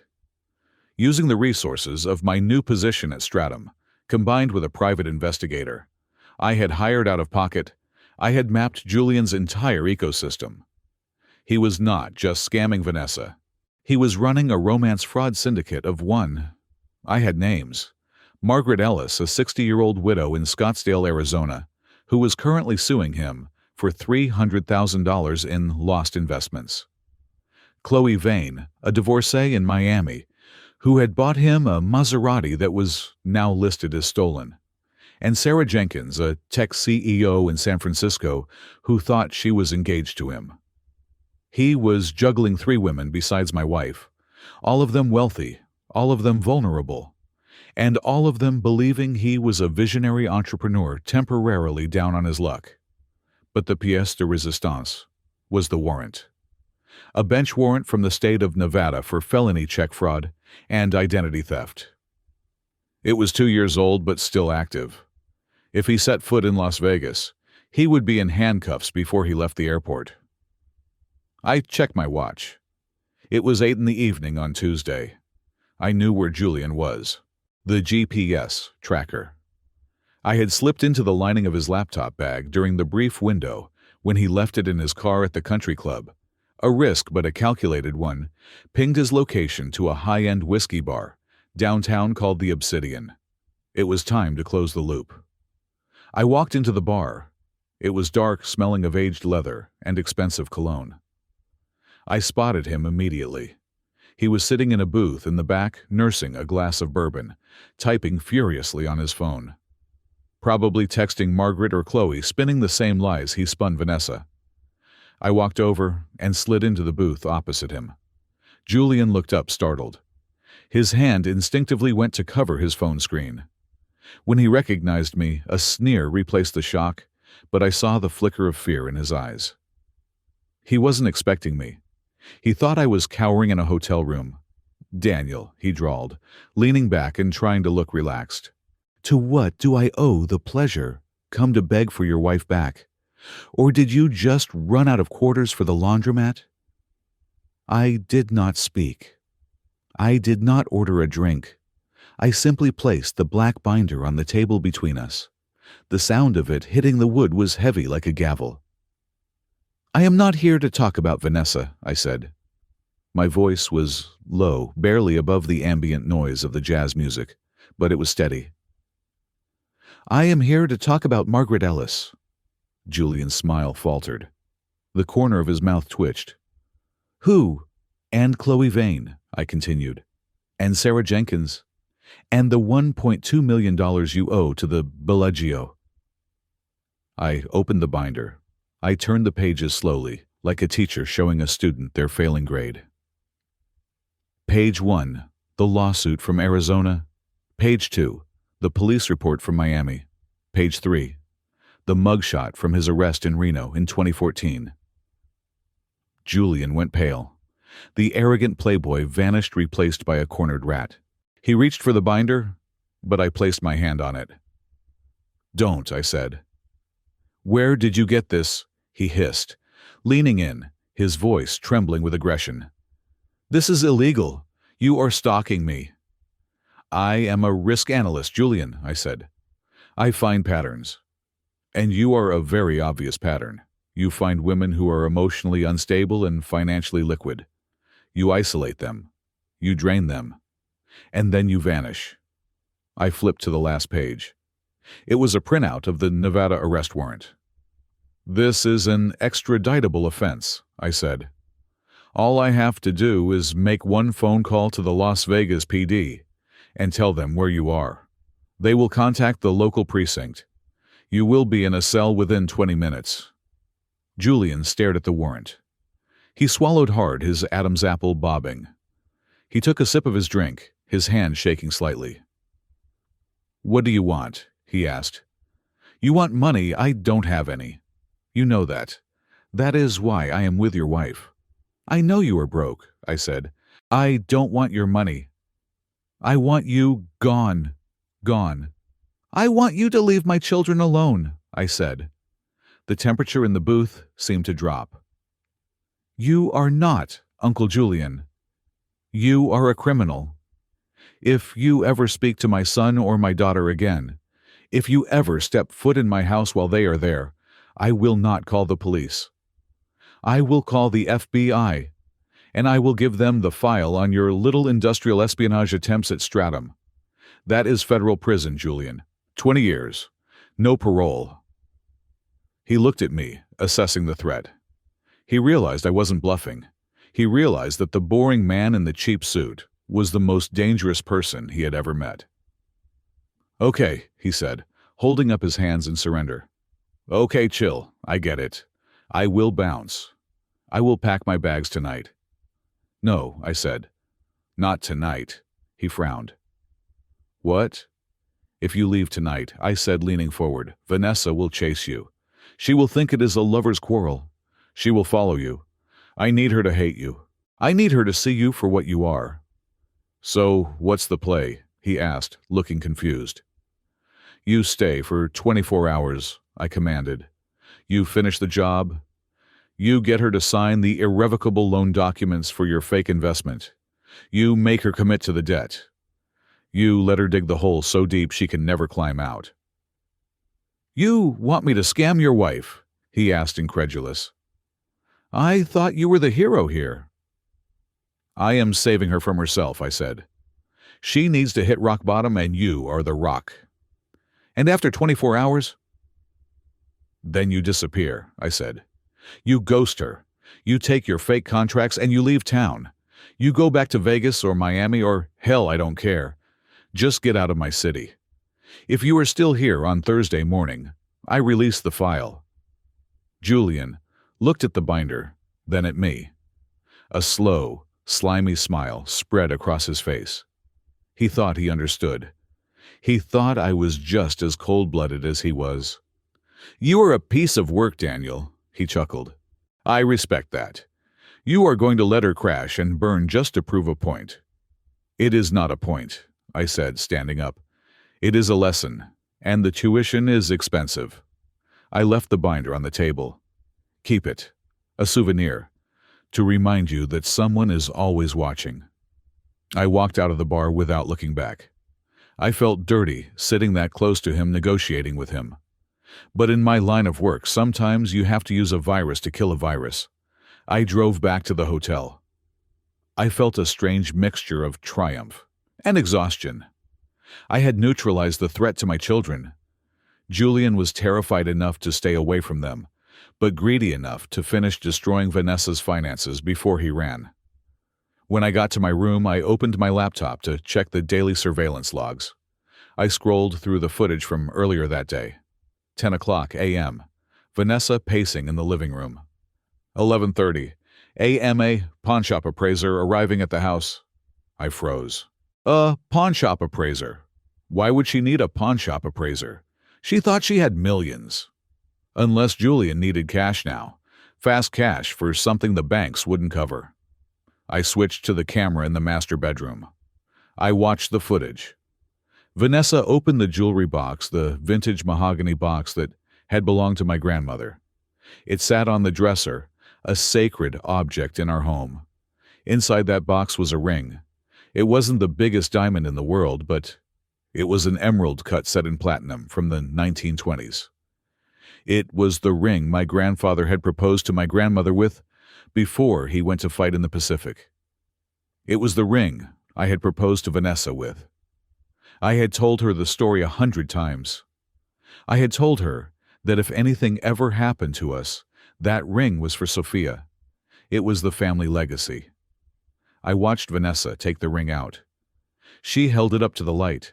She didn't look sentimental. She looked calculating. She walked out of the room. I switched to the living room camera. I watched her hand the ring to the appraiser. I watched him examine it with a loupe. I saw him count out a stack of $100 bills. It couldn't have been more than $5,000. She sold a priceless family heirloom, a symbol of 80 years of love and survival, for $5,000 in dirty cash. She handed the cash to Julian, who was standing right there. He kissed her on the forehead, pocketed the money, and walked out. I stared at the screen. My hands were shaking, not with cold, not with fear, but with a pure, white-hot grief. That ring was the last thread. It was the only thing I had left in that house that truly mattered to me, other than the children. And she had sold it like it was a piece of junk to pay for her boyfriend's gambling debt. I closed the laptop. I sat in the dark. For days I had been operating on logic. I had been the analyst, the strategist, the cold observer. But this hurt. This was a violation of the past, not just the future. "Okay, Vanessa," I whispered into the darkness. "You want to sell the past, then you have no future." I picked up my phone and called Evelyn Vance. It was late, but she answered on the first ring. "She sold the ring," I said. My voice sounded broken even to my own ears. "The heirloom?" Evelyn asked softly. She knew about the ring. "Yes, to a pawnbroker. For cash." "I am so sorry, Daniel." "Don't be sorry," I said. "Be ready. Julian is leaving tomorrow night. I gave him an ultimatum. He is going to get her to sign the final debt instruments in the morning, and then he is going to run." "Then we are close to the end," Evelyn said. "We are," I agreed. "Thursday. Set the meeting for Thursday morning. I want this over." "Thursday it is," Evelyn said. "I will send the summons. 10 a.m., the reading of the will." "Evelyn." "Yes. Make sure the security guards at your building are ready. When she finds out the truth, she is going to scream." "Let her scream," Evelyn said. "Soundproof glass is wonderful." I hung up. I lay down on the bed, but I knew I wouldn't sleep. I kept seeing the image of that ring, my grandmother's ring, disappearing into the pocket of a man named Julian. I closed my eyes and focused on one thing Thursday. Thursday would be the reckoning. Thursday would be the day the balance sheet finally zeroed out. The walls were closing in on Vanessa, and I could feel the vibrations of her panic from across the city. It was Wednesday. The grace period on her reckless spending was over. The hard moneylenders were calling. The deposit on the penthouse was non-refundable and the balance was due. And Julian was a ghost. He was still in the house physically, but I knew he was mentally packing his bags, waiting for the final signature before he vanished with what little cash she had left. I sat in my hotel room, surrounded by monitors. The silence was heavy, like the air before a thunderstorm. Then the storm broke. Not with thunder, but with a knock on my door. It was a sharp, authoritative rap. Bang, bang, bang. I walked to the door and looked through the peephole. 2 uniformed police officers stood in the hallway. My heart rate didn't spike. I had been expecting this. It was the next logical step in the desperate narcissist's playbook. When you cannot win the game, you flip the board. I opened the door. "Daniel Jones," the taller officer asked. He looked tired. "That is me," I said calmly. "Can I help you, officers?" "We have a warrant to serve you with a temporary restraining order," the officer said, handing me a folded paper. "And we need to ask you some questions regarding a domestic disturbance reported at your residence last night." I took the paper. It was a standard TRO claiming that I posed an imminent threat to my wife and children. "What is the nature of the disturbance?" I asked, stepping back to let them in. "Your wife claims you came to the house at approximately 11 p.m. last night," the officer said, pulling out a notepad. "She claims you broke in through the back door, threatened her life, and physically assaulted her. She sent us photos of bruising on her arm and a cut on her cheek." I didn't blink. "I see." "Were you at 42 Oakwood Drive last night, Mr. Jones?" "No," I said. "I was here." "Can anyone verify that, officer?" I said, pointing to the laptop on the desk. "I am the Vice President of Regional Security for Stratum Logistics. I track things for a living, including myself." I sat down at the computer and turned the screen toward them. "This is the access log for my room key," I said, highlighting a row of data. "I entered this room at 7:15 p.m. yesterday evening. I did not open the door again until room service arrived at 7 this morning. Here is the receipt for the dinner I ordered." The officers leaned in. "Furthermore," I continued, "this is the GPS data from my car, which is parked in the hotel garage. It has not moved since Monday. And if you need visual confirmation, I can pull the hotel hallway security feed right now. I have remote access." I typed a command. The footage from the hallway camera popped up. It showed my door closed and silent for 12 solid hours. "And finally," I said, playing my ace, "my house has a perimeter security system. It logs every time a door or window is opened. Here is the log for last night." I pulled up the feed from the house server. "At 11 p.m., the back door was indeed opened," I said. The officers looked at each other. "But look at the camera footage." I played the clip. It wasn't me breaking in. It was Julian stumbling out into the backyard to smoke a cigarette, leaving the door ajar. Vanessa was nowhere in sight. "That is not me," I said. "That is Julian Sterling, the man currently living with my wife." The officer looked at the screen, then at the photos on his phone of Vanessa's injuries. He frowned. "So nobody broke in?" "No," I said.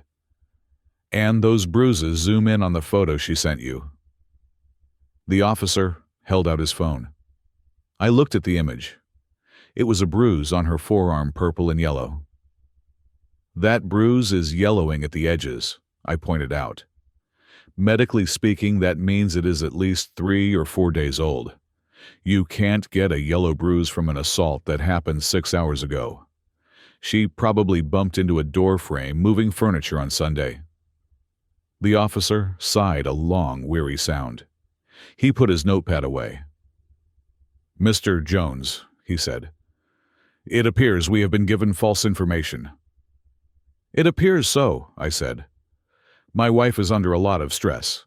She is grieving her father. She is confused." "Filing a false police report isn't confusion," the second officer muttered. "It is a crime." I understand, I said. But for the sake of my children, I would ask that you simply issue a warning. I don't want her arrested. Not yet. The officers looked at me with a mix of pity and respect. They knew a setup when they saw one. We will have a talk with Mrs. Jones, the tall officer said. We will let her know that making up stories to gain leverage in a divorce is a bad idea. And we will document this alibi. This TRO won't hold up in court for 5 minutes. Thank you, I said. They left. I closed the door and leaned against it. She had tried to frame me. She had tried to paint me as a monster to steal the house and the kids. It was the nuclear option. And it had fizzled out because she was too sloppy to check if the camera was recording. 10 minutes later, my phone rang. It was Vanessa. I recorded the call. Always record. "Hello, Vanessa," I said. "You bastard," she screamed. Her voice was shredded raw with hysteria. "How did you do it?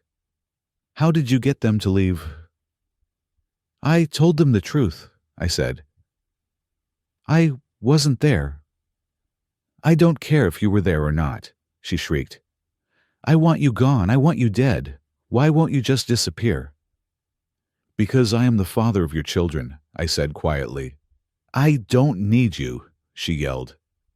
"I have $15 million. I can buy the best lawyers in the city. I will bury you in paperwork. I will tell the judge you abused the kids. I will tell them you are a pervert. I will make up anything. Do you hear me? Anything." "I hear you," I said, "and so does the recorder." There was a pause, a sharp intake of breath. "You are recording this," she whispered. "Every word," I said. "You just admitted you are willing to commit perjury and slander to deny a father access to his children. That is going to play very well in family court." "I didn't mean it," she stammered, backtracking fast. "I am just upset. I am grieving. Save it for the judge, Vanessa." "Listen to me, Daniel," she said, her voice dropping to a desperate plea.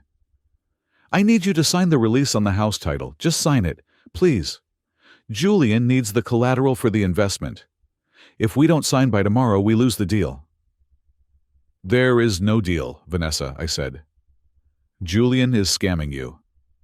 "He loves me," she screamed. "He is the only one who understands me. You are just jealous because he is a real man who takes risks." "He is taking a risk, all right," I said.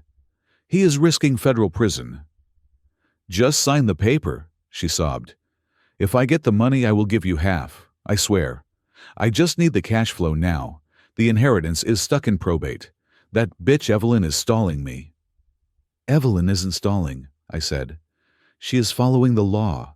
"I hate you," she hissed. "I hate you more than anything in this world." "I know," I said. "Goodbye, Vanessa."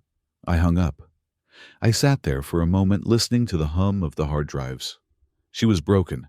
She was frantic. She was lashing out at the only stable thing left in her life because she was terrified of the chaos she had invited in. My email pinged. It was a message from Evelyn Vance. Subject: the reading, Daniel. The 10 days are up. The waiting period is over. We have successfully documented multiple breaches of the Asset Protection Clause, including the attempted fraud, the sale of heirlooms, and now the false police report. I have scheduled the formal reading of the will for tomorrow, Thursday, at 10 a.m. I have notified Vanessa. She believes she is coming to pick up a check. It is time. I replied I will be there. I stood up and walked to the window. The city lights were blurring in the rain. Tomorrow was the end. The end of the lies.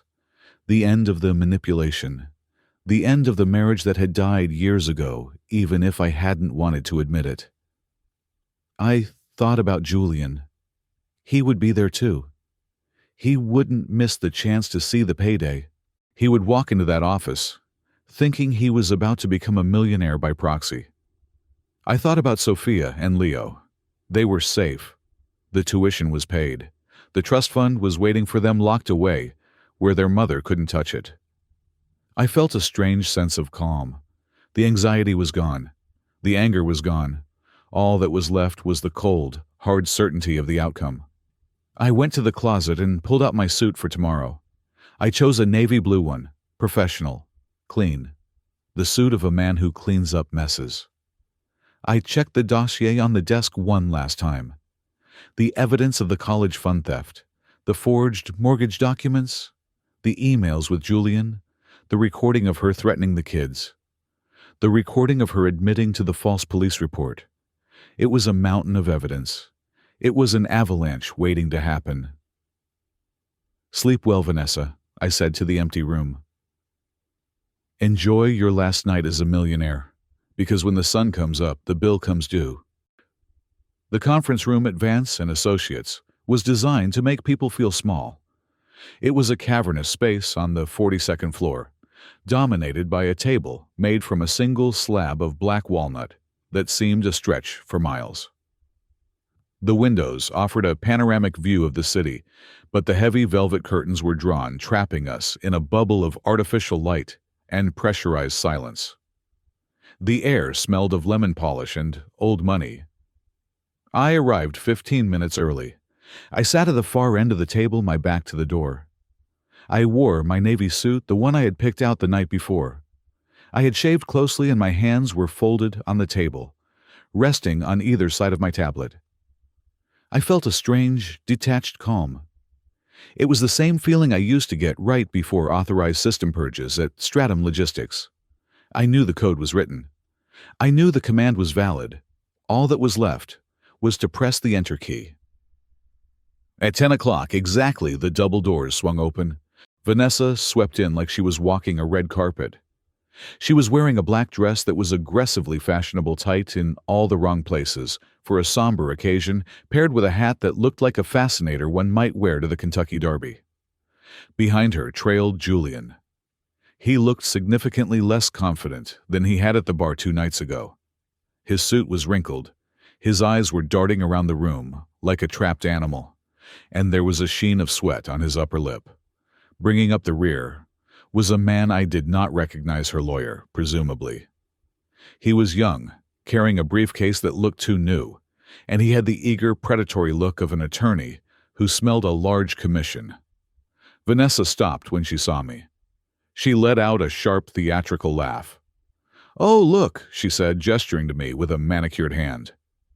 The ex-husband showed up. "What are you doing here, Daniel? Did you come to beg for gas money?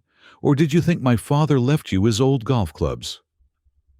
I did not stand up. I did not smile. "Good morning, Vanessa," I said evenly. "Save it," she snapped, pulling out a chair at the opposite end of the table. She sat down with a flourish. Julian hesitated, then took the seat next to her. He refused to meet my eyes. He was staring fixedly at the water pitcher in the center of the table. "Let us get this over with," Vanessa said, checking her diamond watch, a watch I knew she had bought on credit 3 months ago. "I have a viewing for a penthouse at noon, and I need the deposit check to clear." The side door opened, and Evelyn Vance entered. If Vanessa was a hurricane, Evelyn was a glacier. She moved with slow, terrifying purpose. She carried a thick leather binder in her arms. She did not look at Vanessa. She did not look at me. She walked to the head of the table, sat down, and placed the binder in front of her. She took a pair of reading glasses from her pocket, unfolded them, and placed them on her nose. "Good morning," Evelyn said. Her voice was dry, lacking any warmth. "We are here to execute the final will and testament of Arthur Blackwood." "We know why we are here," Vanessa's lawyer interjected, puffing out his chest. "My client would like to expedite the disbursement of funds.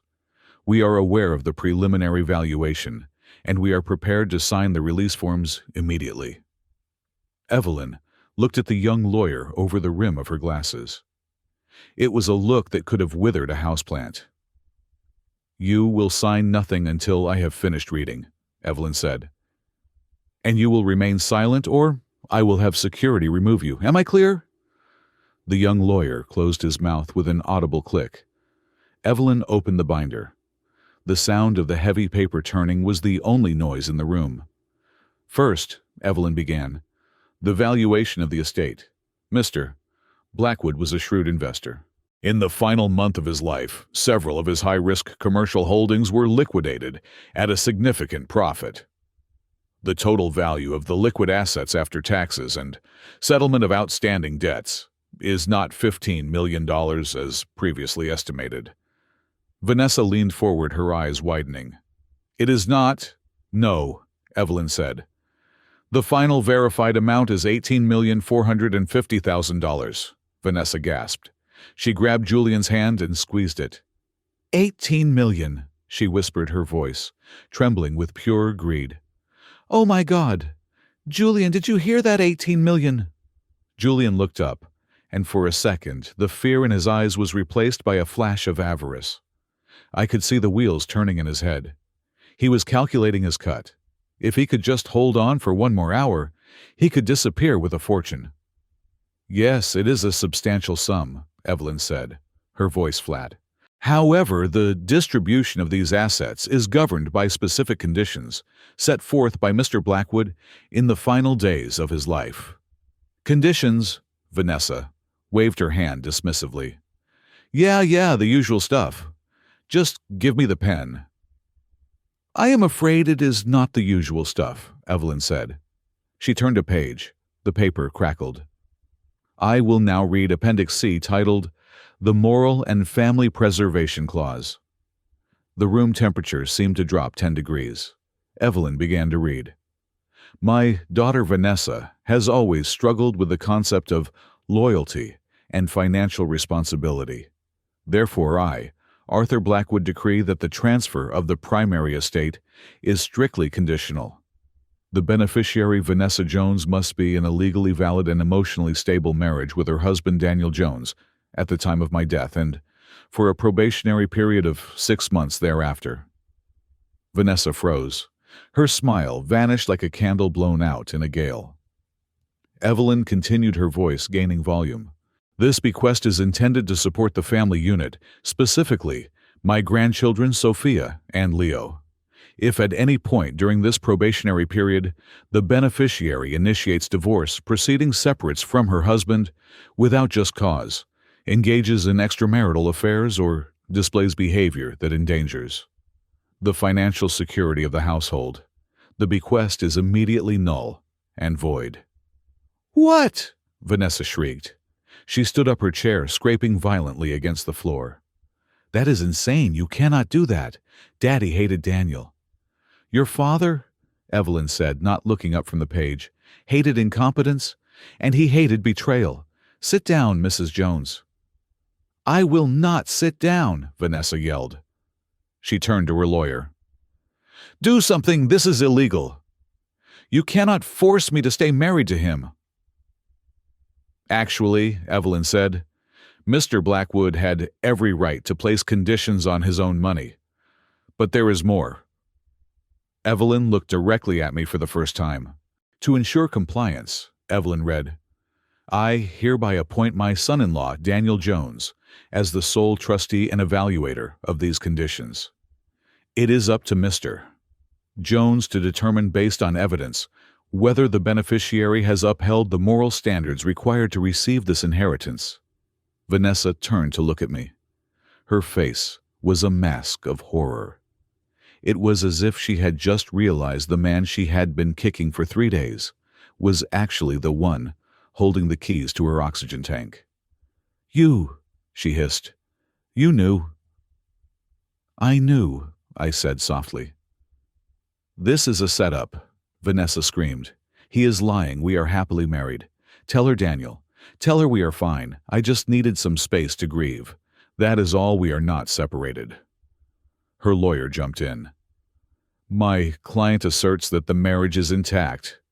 Any temporary physical distance is a result of mourning. Unless you have proof of a legal filing for divorce, the condition is met. Evelyn smiled. It was a terrifying, thin smile. Mr. Jones, do you have any evidence to present regarding the status of the marriage and the beneficiary's conduct? I do, I said. I reached for my tablet. I tapped the screen, and the large monitor on the wall flickered to life. Exhibit A, I said calmly. A photo appeared on the screen. It was taken 3 nights ago. It showed Vanessa and Julian entering my house. The timestamp was clearly visible.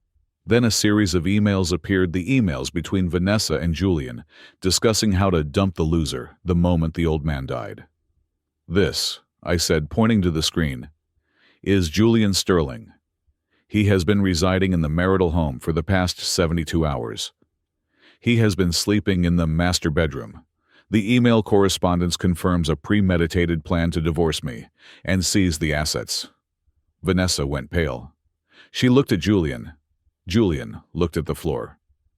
Exhibit B, I continued. The screen changed. It showed the bank statements from Sophia's college fund, the red numbers showing the withdrawals, the transfers to the shell company for the car leases. Financial fraud, I stated. The beneficiary has embezzled over $200,000 from her own children's education funds over the past 2 years to fund a lifestyle she could not afford. This violates the clause regarding the financial security of the household. Vanessa's lawyer looked at the screen, then at his client. He started to inch his chair away from her. Exhibit C, I said. I pressed a button. The audio recording from the phone call played over the conference room speakers. It was loud and crystal clear. I don't care if Sophia cries. She is an ungrateful little brat. I have $15 million. I can buy a new family. I can buy kids who actually appreciate me. The silence that followed the recording was deafening. Vanessa covered her mouth with her hand. And finally, I said Exhibit D. I pulled up the police report from the night before, the one she had filed. Yesterday, I said, looking directly at Vanessa, you filed a temporary restraining order against me. You claimed I abused you. You filed a false police report to try and force me out of the legal picture. In doing so, you legally declared on public record that the marriage was irretrievably broken. I turned to Evelyn. The marriage is over, I said. Not because I wanted it to be, but because she destroyed it. She has committed adultery. She has committed theft against our children. She has committed perjury. And she has attempted to defraud the estate. Vanessa sank back into her chair. She looked small. The bravado was gone. The fashion, the makeup, the arrogance, it all looked like a cheap costume now. Daniel, she whispered. Daniel, please, we can fix this. I can send Julian away. We can start over. Think about the kids. $18 million, Daniel. We could have everything. I looked at her. I looked at the woman I had spent 20 years protecting. And I felt absolutely nothing. We already have everything, Vanessa, I said. I have my dignity. And I have the kids. Evelyn closed the binder with a heavy thud. Based on the evidence presented, Evelyn said, her voice ringing like a gavel. And the testimony of the trustee, I hereby declare that Vanessa Jones has fundamentally violated the terms of the Asset Protection Clause. No, Vanessa moaned. No, no, no. Therefore, Evelyn read the final paragraph. The entirety of the estate, totaling $18,450,000, is immediately transferred to the secondary beneficiaries. Secondary beneficiaries? Julian perked up. Who are they? The secondary beneficiaries, Evelyn said, savoring the words, are the grandchildren, Sophia Jones and Leo Jones. The funds are to be placed in an irrevocable trust until they reach the age of 30. Vanessa stared at Evelyn. My kids. You are giving my money to my kids. It is their money now, Evelyn corrected. And as they are minors or young adults, the trust requires a manager, a sole executor, who has full discretion over the funds for their health, education, and welfare. Evelyn looked at me. That executor is Mr. Daniel Jones. The room spun. I could see it in Vanessa's eyes. She was trying to process the magnitude of the loss. She had lost the money. She had lost the house. She had lost her husband. And now she had to ask me for permission if she wanted so much as a sandwich. "But what about me?" Vanessa whispered. "What do I get? I am his daughter." Evelyn opened the binder one last time. She pulled out a single, thin envelope. "There is a provision for you," Evelyn said. Vanessa reached for it, hope flaring in her eyes. "A stipend, a monthly allowance." "Not exactly," Evelyn said. "Your father anticipated that you might incur liabilities. The will states that any personal debts held by Arthur Blackwood at the time of his death are to be assigned to the beneficiary who receives the liquid cash. However, since the cash has been diverted to the trust, the debts remain with the primary heir of the residual estate. That is you." Evelyn slid a piece of paper across the table. "Your father had a personal line of credit he used for some high-risk angel investments that failed. He owed approximately $500,000. Since you are the named heir of his personal effects, you are now the sole owner of that debt." Vanessa stared at the paper. "I owe $500,000 plus interest," Evelyn added helpfully. "And since you have no liquid assets to pay it, the creditors will likely move to seize any personal property you own. I believe you have a deposit on a penthouse that will likely be garnished." Vanessa made a sound like a wounded animal. She turned to Julian. "Julian," she grabbed his arm. "Julian, do something. You have money. You said you had deals closing. Help me pay this off and we can figure something out." I watched Julian. This was the moment. The rat was on the sinking ship and the water was rising. Julian stood up. He smoothed his wrinkled suit jacket. He looked at Vanessa, then at the $18 million that was now locked in a vault he could never touch, and finally at the $500,000 debt sitting on the table. He picked up his phone. "Yeah, about that," Julian said, his voice cold and devoid of the charm he had used for months. "I don't do debt, babe. That is a bad investment." "What?" Vanessa blinked. "I am out," Julian said. "You are broke. Worse than broke. You are toxic." But you love me," Vanessa stammered.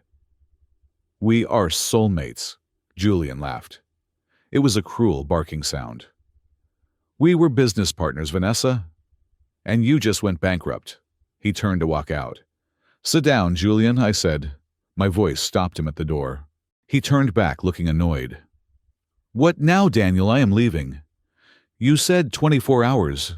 "I did," I said. "But there is one more thing." I looked at the door. "Officers." The double doors opened again. 2 men in suits walked in.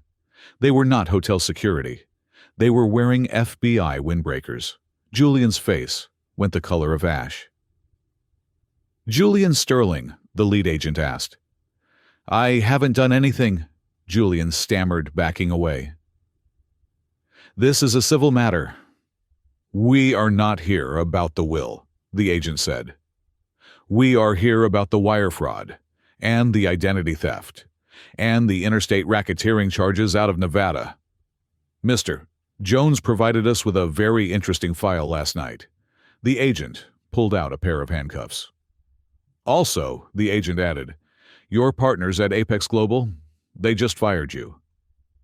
Apparently, they don't like it when their freelancers get caught trying to hack a federal contractor like Stratum Logistics."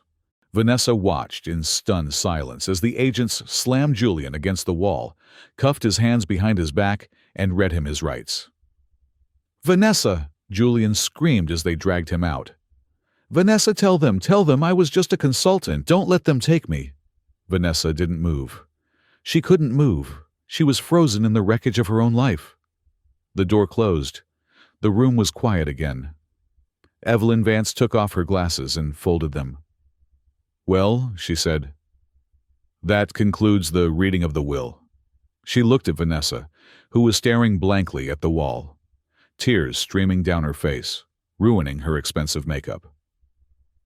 "Mrs. Jones," Evelyn said, "you have 30 days to vacate the marital home. The trust owns it now, and the trustee, Mr.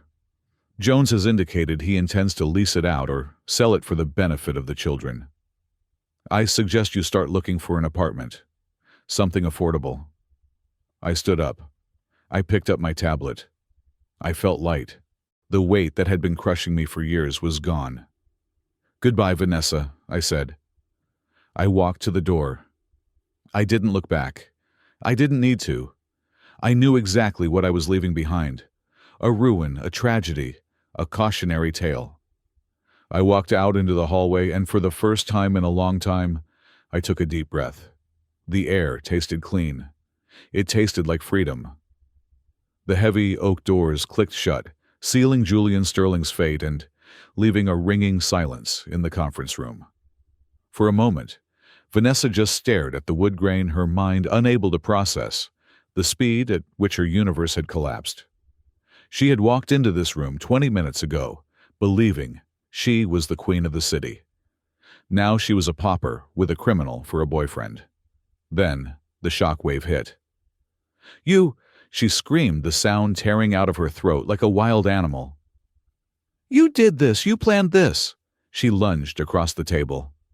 Her movement was clumsy, fueled by blind rage.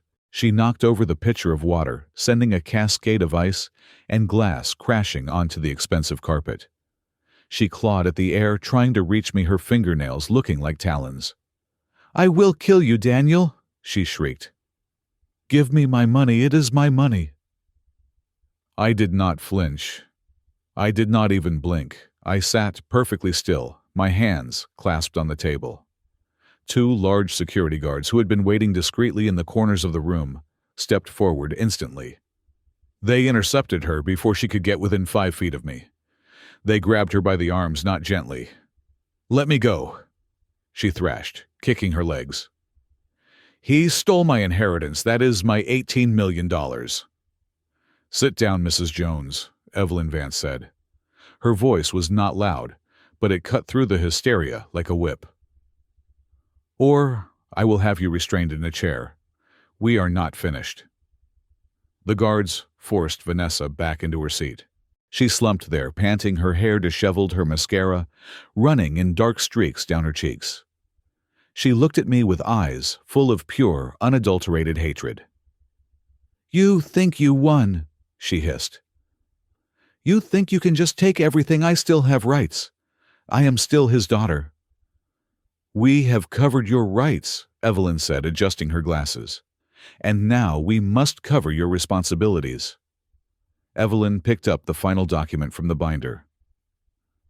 "As I mentioned, the $18 million has been transferred to the irrevocable trust for Sophia and Leo," Evelyn stated. "However, a will does not just distribute assets. It also settles accounts." "I don't care about accounts," Vanessa spat. "I want to leave." "You cannot leave yet," Evelyn said. "You see, your father was a man who believed in balance. He knew that if you failed the moral clause, you would likely be in a state of financial chaos. He also knew that he had personal debts." Evelyn slid a piece of paper across the wet table. "Your father owed $500,000 to a private equity firm for a failed venture in Macau," Evelyn explained. "The terms of his will are very specific. The debt is attached to the residual personal estate. That is the category of inheritance that includes personal effects furniture and non-liquid assets." Vanessa stared at her confusion, clouding her anger. "So pay it out of the $18 million. "I cannot do that," Evelyn said, a small, cold smile playing on her lips. "The $18 million is in a trust. The trust is a separate legal entity, completely shielded from Arthur Blackwood's personal liabilities. The trust is debt-free." Evelyn leaned forward. "The residual estate, however, is not. Since you, Vanessa, are the sole beneficiary of the residual estate, meaning you get his furniture, his clothes, and his personal effects, you also inherit the debt attached to them." I watched the realization dawn on Vanessa. It was slow and painful. "Wait," she whispered. "You are saying I don't get the money, but I get the bill." "Precisely," Evelyn said. "You owe the estate $500,000. Payable immediately." If you cannot pay, the creditors will seize your assets. They will take your car. They will take your jewelry. They will take that penthouse deposit you were so worried about." "But I have nothing," Vanessa wailed, her head dropping into her hands. "I signed a promissory note for $2 million. I took a loan for $250,000. And now this I am $3 million in debt." "Actually," I said, speaking for the first time since the chaos began, "it is about to get worse." The side door opened again. This time it was not the FBI. It was 2 officers from the city's economic crimes unit. I recognized the lead detective. I had sent him the file on the attempted bribery of the fund manager. Vanessa looked up, her eyes dull. "What now? Are you going to arrest me for crying, 'Vanessa Jones?'" the detective asked. "Yes," she whispered. "We have a warrant for your arrest," the detective said, pulling out his handcuffs. "Charges include attempted wire fraud, bank fraud, and solicitation of a bribe." "Bribe?" Vanessa looked at me bewildered. "I didn't bribe anyone." "We have a recording," I said calmly, "from the office of the fund manager. You offered him $10,000 cash to falsify documents and release funds early." "That is a felony, Vanessa." She stood up slowly. The fight had left her. She looked like a ghost. She held out her wrists mechanically, as if she were in a trance. The detective clicked the cuffs onto her wrists. The sound was final. "Daniel," she said softly, not looking at me. "Who is going to take care of the kids?" "I am," I said. "I always have." She looked at me then. For a second, I saw the woman I had married 20 years ago. The woman before the greed, before the resentment, before Julian. I saw fear and regret. "I am sorry," she whispered. "I know," I said. "But it is too late." The detectives let her out. She walked past the shattered glass and the spilled water, stumbling slightly in her expensive heels. The door closed behind her. I was alone in the room with Evelyn. Evelyn closed the binder. She took off her glasses and rubbed the bridge of her nose. "Well," she said. "That was dramatic." "It was necessary," I said. "The assets are secured," Evelyn said. "The transfer to the Children's Trust is complete. You have full control, Daniel. You can pay off the mortgage on your house. You can ensure their education is paid for until they are doctors, or lawyers, or whatever they want to be." "I am not paying off the mortgage on that house," I said. "I never want to step foot in that house again. Sell it. Put the money in the trust." "And where will you go?" "Somewhere quiet," I said. Somewhere with no ghosts." 6 months later, the smell of charcoal and grilled steak filled the air. It was a perfect Saturday afternoon in July. The sun was dipping low, casting long golden shadows across the grass. I stood at the grill flipping burgers. I was wearing a t-shirt and shorts, my feet bare against the warm stone of the patio. This was not the manicured, sterile lawn of my old life in the suburbs. This was a smaller yard, backing onto a wooded reserve. It was a modest 4-bedroom house I had bought 3 months ago. I paid the down payment with my own savings and took out a mortgage I could afford on my salary. I did not touch a cent of the $18 million. That money sat in a diversified portfolio growing quietly, waiting for Sophia and Leo to turn 30. It was their safety net, not my lifestyle fund. "Dad, watch this." I looked up. Leo was in the middle of the yard kicking a soccer ball. He looked healthy. The dark circles under his eyes were gone. He had put on weight, and his laugh was loud and genuine. "Nice kick," I shouted. Sophia was sitting at the patio table, her textbooks spread out. She was home for the summer. She looked up and smiled at me. "Dad, do you want me to make the salad?" "You just study honey," I said. "I got this." My phone buzzed on the side table. It was a message from Evelyn Vance. She checked in once a month, keeping me updated on the loose ends. I wiped my hands on a towel and picked up the phone. Report on Subject 5. Jones' release from county jail pending trial was denied due to flight risk, but eventually granted on compassion grounds. She is currently employed as a cashier at a discount grocery store on the South Side. She is renting a studio apartment above a laundromat. Her wages are being garnished at 40% to pay restitution to the fraud victims. She has no vehicle. She takes the bus. I read the message twice. Vanessa, who had thought she was too good for a minivan, was now taking the bus. Vanessa, who had sneered at my salary, was now scanning coupons for a living. I looked at the grill. The fire was hot. I thought about feeling sorry for her. I searched my heart for that old instinct to save her, to fix it, to write a check and make the problem go away. I found nothing. She was exactly where she chose to be. She was living the life she had earned. I typed a reply to Evelyn. Thank you, Evelyn. No further updates needed. I put the phone down and turned it off. I didn't need to know anymore. Her story was over. Mine was just beginning. Burgers are up, I called out. Leo ran over sweaty and happy. Sophia cleared her books. We sat down at the table, just the three of us. The clinking of forks, the sound of crickets starting to chirp in the woods, the laughter of my children. This was the real wealth. I took a bite of my burger. It tasted like victory. I looked at my kids, safe-funded and free from the toxicity that had almost drowned them. I smiled. I didn't need revenge. Living well, protecting my pack, and watching the truth win, that was the only revenge that mattered. Thank you so much for listening to this story. I hope you enjoyed the journey of Daniel Jones and his ultimate vindication.